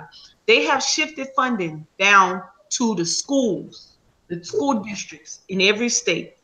So guess what? And this will be for you too as well, with the barber information. After school program contracts are flooding the airways right now. You could take your program, whatever you're trying to do, before you go get in debt to make money, whatever you've learned or whatever you try to teach these kids, let's just use the barber example because we've already been using it, is that you could do an after school program for just that amount of kids, for a certain age group, and go and actually teach that to those kids in your state. So you would need to look in your state. You would need to look in your state for those contractual services for after school. And I'm gonna tell you the area that is lacking is those kids that they're putting in special ed. There's no after school programs for them. How many days out of the week would I have to do it up? You would decide. You can decide. You could decide. Or if you're not doing contractual services with the school, you can create your own after school program for that group of young boys. You know how many boys would actually want to come to your after school program? And you would, of course, you're going to throw it in that academic piece to it, because you're teaching them public speaking. You're teaching them impromptu interviewing. When you talk about customer service, you can get real creative, and you could teach them. The academic piece would be public speaking, how to speak in public, how to recite. And so in order, I can send you, like we did a pitch class teaching music. We was teaching them music development because everybody want to do music. So we captured the kids that way. And then, but what I did was, instead of just teaching them music, we also taught them live performance. We made them do interviews, like 3 to 5 minute pitches, or 60-second pitches. So we was teaching them interviewing skills. We was teaching them how to speak in public. We was teaching them how to speak, tone and pitch, all of that. And so all of that has to do with, and academically, when they start to relate communication, effective communication, active listening versus passive, you know, then when you learn how to take your academic skills and make it relate to an actual industry skill, or a we call that something hands-on type tech skill, when you learn how to mirror the two, books with tech, you in there. Okay. You in there. And I'm almost sure North Carolina probably got some coming down the pipe. That's a big push. And you know why? Because reading comprehension is a big issue now. And so everybody's on the reading comprehension. And sometimes if you get them if you tell a kid or a teen or young adult, based off of what they're interested in your case, we're talking about Barbary, we're talking about early childhood education. When you relate that to their skill set, and you say, okay, out of your workshop, at the end, we're going to have a little graduation. We're going to invite the public to the little graduation, and this is what you're going to do. You're going to give them a pitch on your you know, why you're the best barber. I don't know, come up with some kind of topic. And so guess what? Now they got to go and write it down, figure out how they're going to present it, what they're going to do, are they going to use props? You see what I'm saying? And then when they actually present, you know, who, what, when, why, where, whatever you come up with, then now you just taught them how to speak in public. Now you just mirrored academic public speaking, English, you language arts, you know, how to create something and then relay it to someone else. And we could talk about how to make that work, because you don't want to just do it and then you want to invite people out to see what was the progress. So now we're talking about the evaluation stages of things. We're talking about, how do I evaluate my program? So when someone asks me, how did you do? You want to say, out of 15 kids that participated in my program, 70% stayed the course. So you're looking for a 70% rate of retainment. So that's well, if you're talking 10, that's 70 people. I mean, 7 kids, and let's see, 15 divided by 0.7. Yeah, 15 divided by 0.7.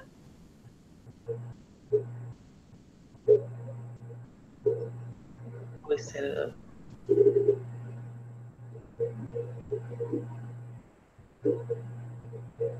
Yeah.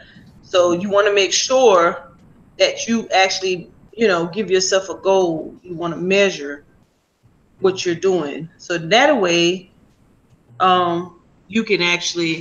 you can read statistics. You know, out of my program, 15 out of 15 people that started with me, they finished the program. You know, out of the program, 13 people finished. You know, you want to measure it.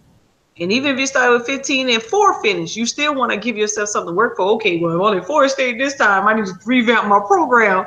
Maybe I need to do something a little different, change it up. You see, you want to be able to measure your program. Because when funders started, when you start going after funding, you got to be, statistics rule the way.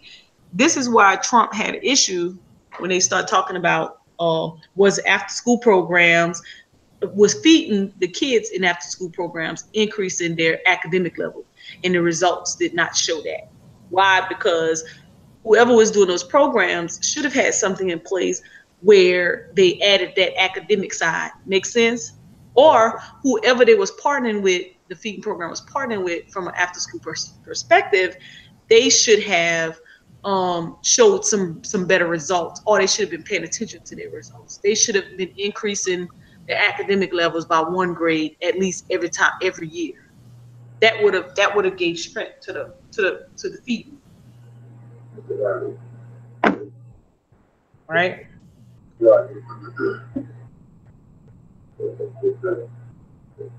So go ahead. What do I need to work on now? What do you think I need to work on now? So you did your flyer. Oh, a sponsor letter. That would be your sponsor letter. And then how long? Did you decide how long you're going to do the program? I got it from June to August. That's basically the summertime. Kids are out of school. Oh, okay. So you're doing the whole summer. Yeah, but it'd just be like Monday, Tuesdays, and Wednesdays. But okay. You see how I got it written up on the flyer. It'll be on Mondays for like 2 hours. That'll be more theory. You see what I'm saying? Theory, it will be theory and practical, what they call. That's like computational terms, theory and practical. Correct. Tuesday and Wednesday, it'll be just like drop off, where they can kind of really see how to business brand, how to do customer service. It'll be more hands-on. See what I'm saying? So the next thing you need to work on is how you're going to present that. Are you familiar with PowerPoint? I seen y'all do it, but how to do it, I don't know how to do it. Okay. What about Word? I don't know how to do it. So what about what you got a dry eraser board? Dry eraser board, yes, I do, a small one.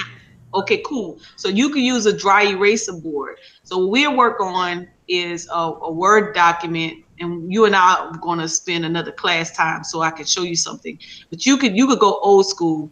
You could use the dry eraser board, and you can write out what you're trying to get them to do. But you're going to need handouts. You're going to need something to give to them so they can follow you. We'll work on it.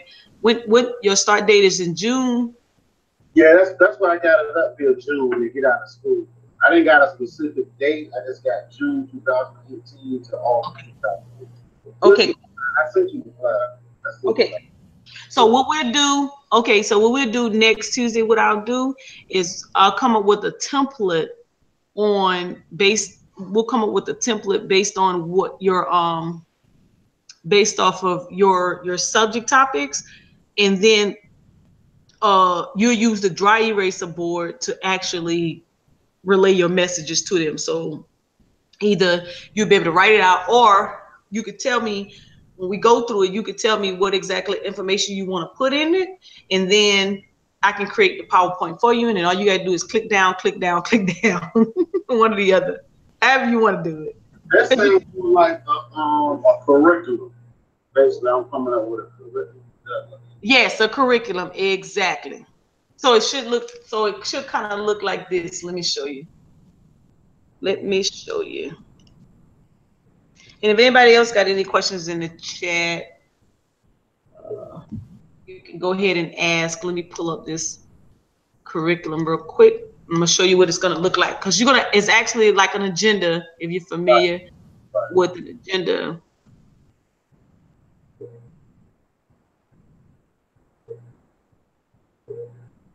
Let's see.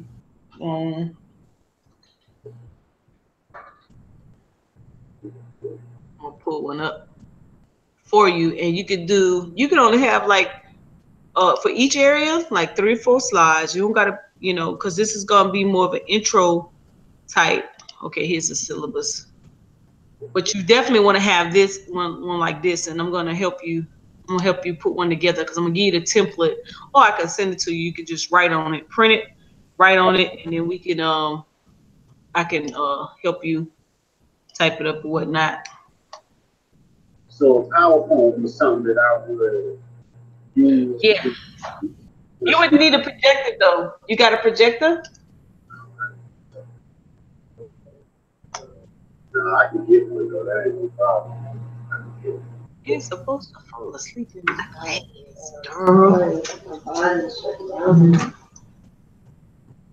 I got 7 different sections that all your Honey? Yeah, you better go.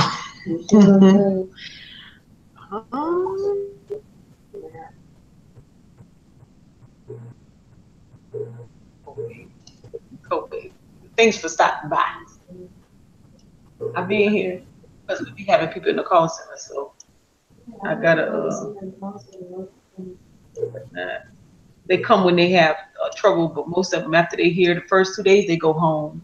But she wanted to use that Mac computer. That's why she having problems or whatever. But she bought her desktop. But the rest of them are at home. Shanisa probably in there working now. You want to walk around the other side? All right. You want to walk around the other side? Uncle Charles, you walk with Sheila on the other side with a call center? Right. All right.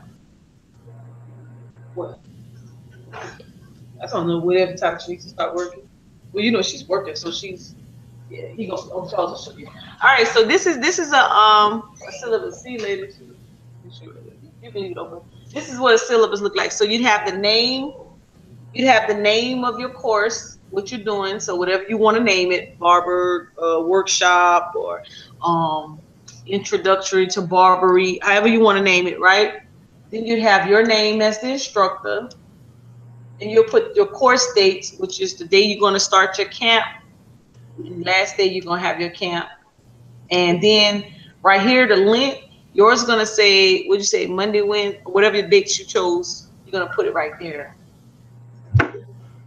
And then we're gonna come up with an overview, what it is you're trying to do, which you already know what you're trying to do, right?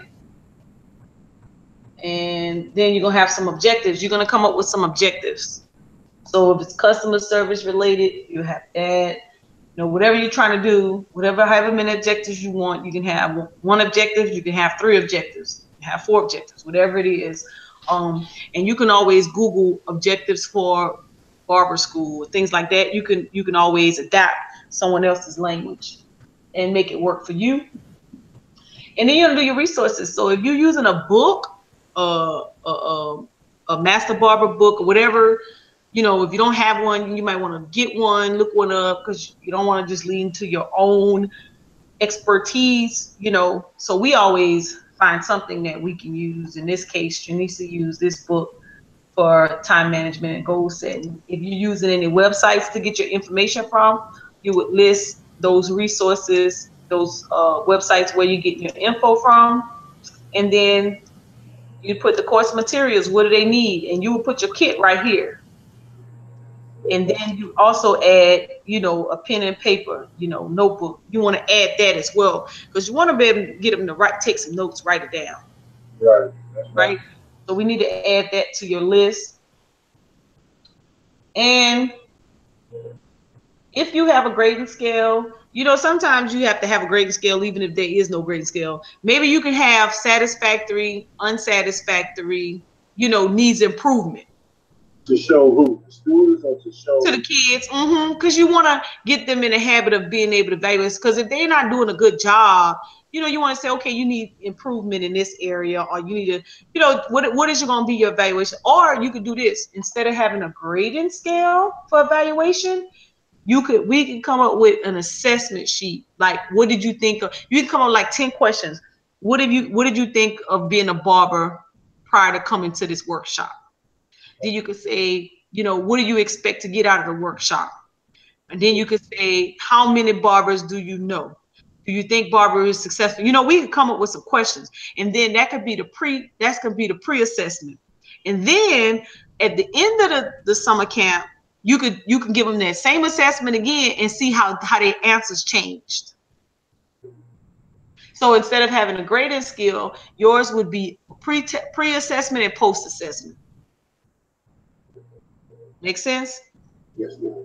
Okay, and then that would be your evaluation system for that. And then you got to come up with some classroom rules. You know, can't have them all over the place, because you already know kids. They're coming in with them phones. I'm not even worried about that. Exactly, but you got to have them though. What you mean have, like, you got to have your rules. Yes, be respectful to one another. No phones, no eating. You know, when you take your break, you got to come back. You know, you just got to come up with some norms. I need to have it written down. Yeah, I'm going to give you this sheet. You're going to use the same little curriculum. You're going to give them that when they come in. Okay. We changing the game on how we do things. We ain't just giving no kids no meal and sending them on their way. You know? The thing is, when they come into my shop has rules and regulations. Good, you got them right. Good. So that's why I was saying that my shop already has rules and regulations. Good. So you're going to take those rules and regulations and you're going to put them on your syllabus. Okay. Yeah. Right. So what syllabus? What is that? What I'm showing you right now. Okay. Your overall outline for your camp. Okay. And then here's your outline. So then you already know how many weeks. You got to determine how many weeks and then what you're doing in those weeks. So if it's just lecture, hands-on, exercise, whatever you come up with, that's how you got to break it down like that. The reason I want you to put it, and you're going to break down all your weeks on what you're going to do. The reason I want you to do that is because we want your workshop to grow. If you don't want the workshop to grow and you want it to be a one-time thing, then you don't have to go through the methodology. You could just say, at the discretion of the instructor. But if you want it to grow, or do it every year, because somebody will be watching, somebody's going to want to invest. And you want to be able to give them something. When they say, man, how does your barber workshop, how does it work? You can give them that syllabus. Here's how it works. Right. It tells them everything they want to know except for the cost. And you can add that in, cost per participant. You can add that. You don't want to give them the actual budget. You just want to, or your kit, you just want to tell them, how much it costs. You'd be surprised. There's like Workforce Solution, the unemployment office, they give out contracts for people who are teaching, certain skill sets. Right. So it can grow and you could get participants. You just got to know, and that's why when I do my trainings, I like to give you the whole picture. I know where you want to start, but I want you to have an expansion mindset and start your paperwork off as if you are expanding. So that when you do expand, you already have everything you need. If you can't get in touch with me, guess what? You already have it.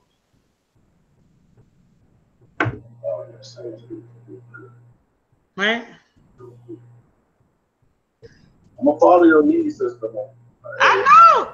That's what you want me to do. I'm following your lead. I'm just letting you know it. That's right. Listen, you got the barber skills. We got the program development skills. It's new. The only portion you a little uneasy about is the written portion. But the skill set that you're going to do, you already know what you want to do. I just got to get it out your head and put it on paper. Right. I'm going to put it, whatever you say you're going to do in your workshop, we're going to put it on paper, but we're going to have it organized. Now, keep in mind, you may not do it exactly the way it is on paper. This is a guideline. Right. But guess what? What if you grow and you need to hire another barber to come and help you? You want them to do what? Be a reflection of you and do that workshop the way you would do it, right? Then you gotta put it on paper.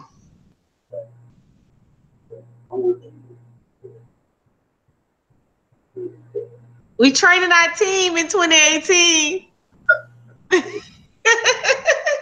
Any questions and concerns? I don't want to keep you guys all night because I was late, so I don't want to overwhelm you. I just want you to kind of understand what we were doing, which is building a program, give you some information, background information on the contracts and why, so that the conversation will be more familiar, the terminology will be more familiar, and that we can get in the game and make money. And it doesn't have to, you don't have to look at this conceptual idea from just a government perspective, because there are corporations and private businesses that will pay you to offer workshops in your area. You just have to know how to design them to appeal to them. So if you came to me with a curriculum or a syllabus for a barber workshop, summer camp workshop, I can always show you. There's probably hardly anybody that's doing that. That's a workshop, and you got it written up in this format. You done gave me the who, what, when, why, and where. I sponsor a child because you have an idea what you're doing. You're not just going out on a limb and hope something happens. You actually have a guideline that you actually put together, and this is what you're going to do, and these are going to be my results. I'll sponsor a kid any day. You know, Sports is not the only organized thing out there. We can make our other professions organized. We just got to put it up, you know, put it in picture. You got time. You started at a good time. It's March. Yeah, I know. Yeah, so I wanna already be putting this in my customers' head. Like donate. Correct. Also sponsor. I wanna go ahead and start that like the first of April. Yes, and you'll be ready. You'll be ready. Yeah, see how I know I ain't gonna have a problem with it. Let me ask you, do you take money by card? I do PayPal now. I just recently started taking PayPal. But other than that, it's cash. It's either cash or they got a PayPal account for payment like that. Okay, so then your next step, if you done with your flyer, I want to see your flyer. You done with your flyer, you can set up a Facebook event page and put your PayPal information. So if people want to start signing up or they want to start sponsoring a kid, it's already there. You don't have to sit on the phone and tell people a million things when you already got it in writing. And social media is free. And you can use that Facebook event page, or you can create a page, the Barber School Workshop page, and you can start directing people there. You know, you can post pictures, you know, you can come up with some little sayings, some little things to attract people, you know, when they come on the page, so that when you do start your workshops and you start showing pictures and posting progress or little videos of what's going on, they can go to that page and they'll be able to follow you, and it'll cut some time. Yeah. Okay. I'm excited. Yeah, me too. Me too. So I think the Facebook page, so your next step, your Facebook page, you're gonna send me that flyer. You're gonna we're gonna create your syllabus and create make sure we put the link for them to patronize you, and you know, let's get these sponsors. You have it up, you may have it up and running before April 1st. You get it up and running, because everything else can fold. Once you put your marketing out, it'll start unfolding for you. You got from now until June to get people and money. Right. Yeah. So you got 90 days, and that's about ideal for starting something. Right, absolutely. Yeah, so you can make that happen, and behind the scenes we can work on the rest of the stuff, and boom, you'd be surprised. Shoot, you may have them 15 people paid for before then.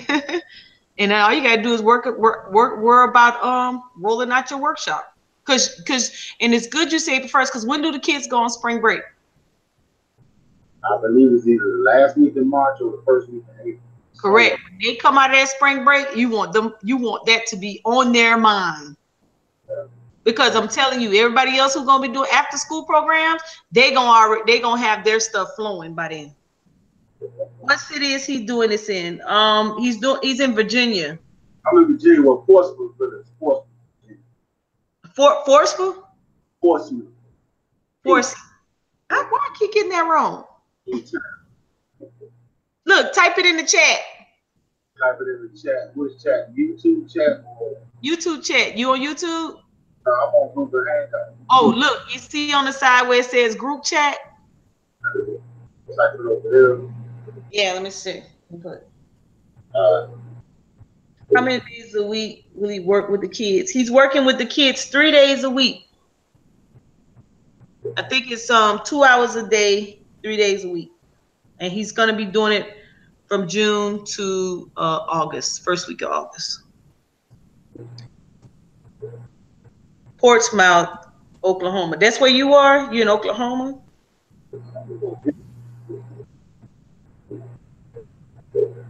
Yep, that's what we're doing. We're developing programs. We're making an impact. That is.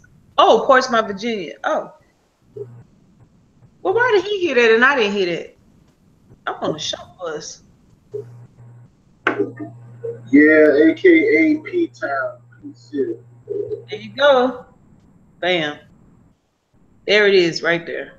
All right. So that's what we're doing. So next time somebody say, what you doing for your community? I'm creating successes. I gotta sit down. Somebody else gotta work this shop. I want to manage them. Yep. All right, y'all. Any other questions, concerns? Same time next Tuesday. Yep. Same time, same place. P-Town, P-City. Mo, I have a question. Yes, ma'am. Now this is about the W-4 right quick. That's cool. Okay, on the W-4, for a single person, like a teenage, well, college student, they don't have any children or anything. She works. It's actually my daughter. She works, but you know she's not working like 40 hours a week. Mm-hmm. Is it good? Would it benefit her to change? You know, we're trying to figure out how to do her withholdings on her form. Is she on a home-based business? No, I can try to get her on one. She don't want to change that W-4. Okay. Because how is she going to offset the taxes? Okay. The only reason we use the W-4 as a strategy, income shifting strategy, because we joined in My Econ, which is a home-based business. And so we can take advantage of the tax deductions so that we can lower our taxable income. Okay. If you don't own a business, acting as a sole proprietor, let me say that. She don't have to be a My Econ, but if she's not acting as a sole proprietor of any sort, then she gonna end up owing taxes. Okay. All right. So I just need to leave hers alone. Unless she want. Now I know they're killing it in taxes. So here's my question to her and how she can decide whether or not she want to be a part of something. And it doesn't necessarily have, maybe My Econ dollar amount might be too much for her, but there's always the Z Black card at the $20 rate, right? Then she needs to decide how much their taxes they're taking out of her pay, which is probably too much. And if she owns a bit, if she gets involved with sole proprietorship, when she get that money back, will she take that $20 and pay it towards her home-based business membership so that she could take advantage of the tax deductions along the way to get her money back? Okay. That's the question. That's the number one question. Is it's like for me, man, had somebody said, Mo, all you had to do was own a home-based business. Those 17 years that I was in the military, plus another 10 with the state simultaneously, that it was taking at least $600 to $800 per check, I would have been in there. You hear me? Okay. But yeah, so you got to decide if she's single, how much. What she has to do is she has to pull out her paycheck stub, look at her federal taxes that they're withholding. If they're withholding more than $100, $75 or so or whatever, that means she probably gonna get back. If they're withholding more than $100, then she'll probably get, if she owns a home-based business, she'll get at least 70 of those dollars back. 20 of it, you know, she needs to pay towards a home-based business or something of that sort. So it's not a disadvantage for you to get in and MLMs are the easiest, and you want to get in one where you don't really have to sell anything, because you could use just the strategies for yourself, talk about the business, and you still take advantage of the tax deductions. Okay. It's when you don't, it's when you have to, when you get involved with products and services, then you got to go out, you got to make your sales and all that great stuff. But when you get in something like such as MyCon, which is personal financial success, and you just telling somebody else about it, you could document that. You could document those mileage. You could document that meal, because you're actually talking about business. So your whole lifestyle becomes a business. And so when, at the end of the year, even if you just was taking advantage of your internet bill, your cell phone bill, the meals, the mileage, and some advertising expense, and your membership, guess what? You're still winning. You're going to offset those taxes at the end. But you got to own a home-based business. Don't not change it if you don't own a home-based business. Okay. If she doesn't own one. Okay. Mo, can you briefly explain My Econ and what it is? I know you have videos, but I'm new to following you. Okay, so My Econ is a person. Let me go to my page. Oh, okay. My Econ is a personal financial success company, and basically, let me just kind of pull up the page so I can show you. And it is an opportunity for you to own a home-based business. So let me go to it so I can. home-based business or any business of any sort, it's one of the easiest ways for you to get in a business. So what MyEcon does is teach income shifting. And basically, if you are a working person, meaning you get a W-2 employee, and you get a W-2 at the end of the year, we use the income shifting methodology to show you how to get your taxes back from the federal taxes that are being withheld from you because you're giving the IRS an interest-free loan. We teach you how to get that money back in your paycheck and use that money to either pay off debt, eliminate your personal taxes, gain business residual income or business income, or invest. Let me go to, but it's not limited to the products that they actually have, right? The company has been in existence for about 13 years now. It's over $6 million company, and it's based out of Atlanta. These are some of the products and services that it offers. The reason I fell in love with MyEcon, one, for what we just talking about, that W-4, we use the W-4 to teach you to income shift. And when that money comes back, we also have a software here that's called the Cash Flow Strategies that actually teaches you how to financial plan for the future. So basically how to come up with your money for retirement later on. And using those strategies, you could put yourself on a path to success. One of the other reasons I like the MyEcon, because of this software right here, this cash flow manager. If you're in business, because you're in business with MyEcon, it also gives you an easy accounting software. Now, some people are familiar with the QuickBooks or the Quicken or Peachtree. Well, what MyEcon did was create a software for you to use so that you can keep track of your income and expenses. This is most important. So as a sole proprietor, a lot of people in business, they may be, you know, they earn money, and sometimes they give receipts, sometimes they don't give receipts. So, and then at the end of the year, when it's trying to file the taxes, they decide what they want to tell the people or not. What MyEcon does is to teach, it gives you an audit-proof system. So when you're tracking your income and expenses, let me just show you mine. When you tracking your income and expenses using the cash flow manager, I fell in love with this because I used to teach part of my government contracting classes. I used to teach QuickBooks for accounting, trying to teach people how to keep up with their money. So when I learned this, I was like, whoa, cash flow manager, this is so much easier, especially for people who are just, you know, making money and just spending money, but they need to keep up with their receipts. So I'm going to show you the cash flow manager. This is what the dashboard looks like. It's very simple, very easy. You input your income, input your expenses, and then you're able to get your profit and loss. So I'm just going to go to the view, and I'm just going to show you how it actually works. And I'll show you my 2016 when I first joined MyEcon. And I'm just going to go through date range. I'm not going to go through it through details. I just want to give you an overview of what this looks like. So as you go about your daily business or you're doing business, you have the opportunity to track your expenses as you go along. Expenses that you can use for tax deductions. And then it kind of adds up at the end of the year. Let me go to, all right, let me do my 2017 year. And lots of times, I don't even do anything out of the ordinary or extra. Anytime I move my car, though, anytime I'm talking to somebody, everything has to do with business. That's why I be on a live stream talking business, so I can have proof that I've been doing business. But anyways, this is what you get when you track your income and expenses in the cash flow manager.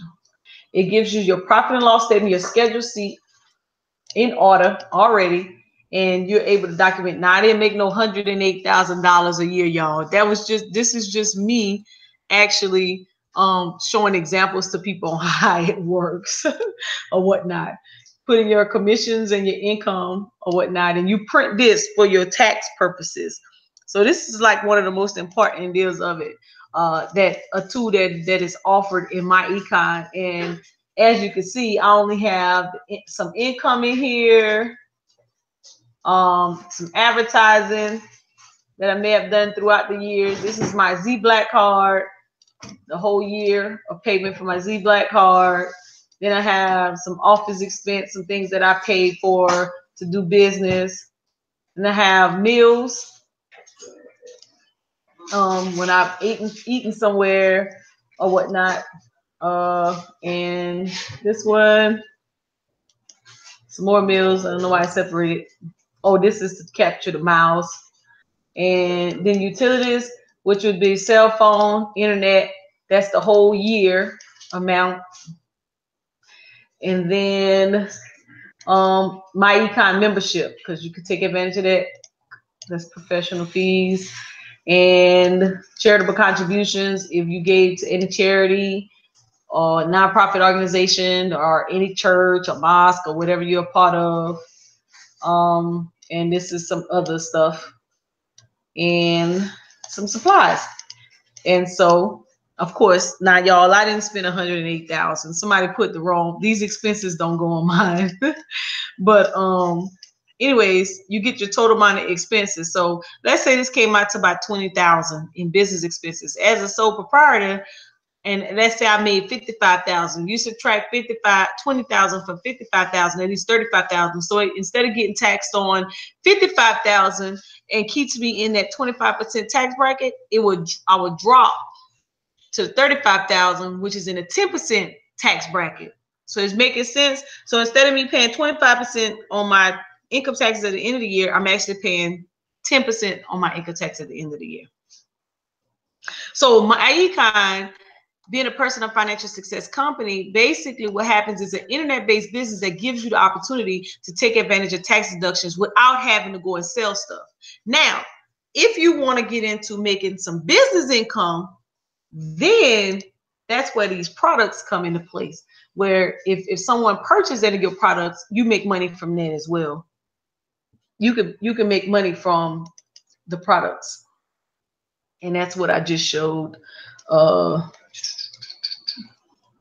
If somebody shop on your, let me show you a cashback mall. If somebody shops on your mall, let's say people like, you know, I'm not interested in my account, but I shop online all the time.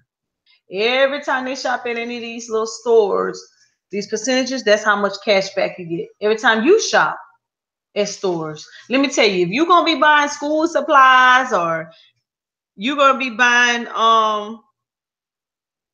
holidays, if you're going to be buying gifts, I would shop at my mall. Let me show you.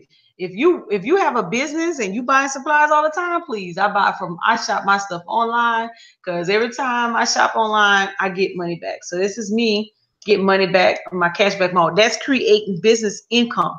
This is showing that you're actually working your business. This proves that you actually have a business. So when you fill out your cash flow manager, you could prove that you're making money in your business. You're not just, you know, saying you got a business and you ain't making no money, but you always you always got a negative profit loss. You always got a loss because you ain't making no money. Well, you could show that you're making money and you got a loss because this is what you're doing to make the money, right? So that's one way you can actually make money. Let's see. What else we do in my econ? This is the easiest way for you to have a business and not, you know, have to go out and get a business license or anything of that sort.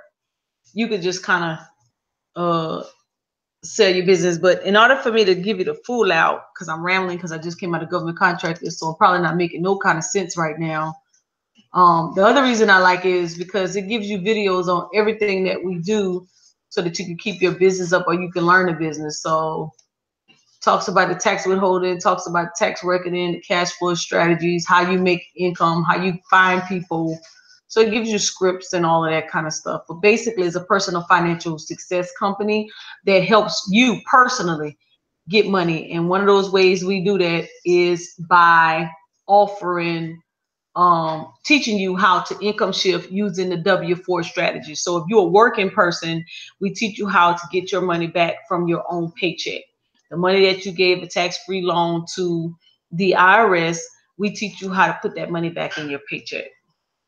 And you do that by adjusting your W-4 and We teach you the cash flow strategy so you can keep up with your expenses as you go. So believe it or not, all the money that you spend, exposable money that you spend, that can be used towards taxable income. We just got to teach you how to do it. I'll do a better job. I'll start the class at 6 next time, and I'll talk about my econ. How about that? Because I feel like I'm rambling. I feel like I'm not making no sense right now, but I'll do a better job. I'll probably be on Man Cave in the morning, so I'll probably do a better job tomorrow or whatnot, but my little brain is tired. All right, y'all. Kim, you got something for me? I see you send me an email. Well, let me get on out this. And again, you guys, don't forget Saturday, April the 14th, 2000. Yeah, I'll do a better job next. Just teach. I'm gonna do it next Tuesday. I'm gonna give you a better overview, okay? And on Man Cave tomorrow, I'll talk about my econ on Man Cave tomorrow. Because I just sounded like I didn't say nothing that made no kind of sense. Or whatnot. What? I'm sorry. Look at it. I done said the wrong thing. Not Man Cave. Urban Economic Empowerment Show. I'm tired. I just said the wrong show. Garfield gonna kill me. Don't tune in to the end, Garfield. All right, y'all. Well, thank you guys for watching and sticking in there on these Tuesdays. I know for some people this might not be very exciting information, but if you want to, grow your business and you want to start doing contractual stuff, then this is kind of information that you need to hear. But anyways, so peace and love, you guys. Thank you guys for watching. And next time I try to work on my folks getting in the class before 7 o'clock, so I don't be delayed like 30 minutes, 45 minutes. We're gonna do better next week. So peace and love. Peace out, Mama. Peace, Kim. I wanted to hook you up with somebody. I know. I will. We'll get it together. Okay, because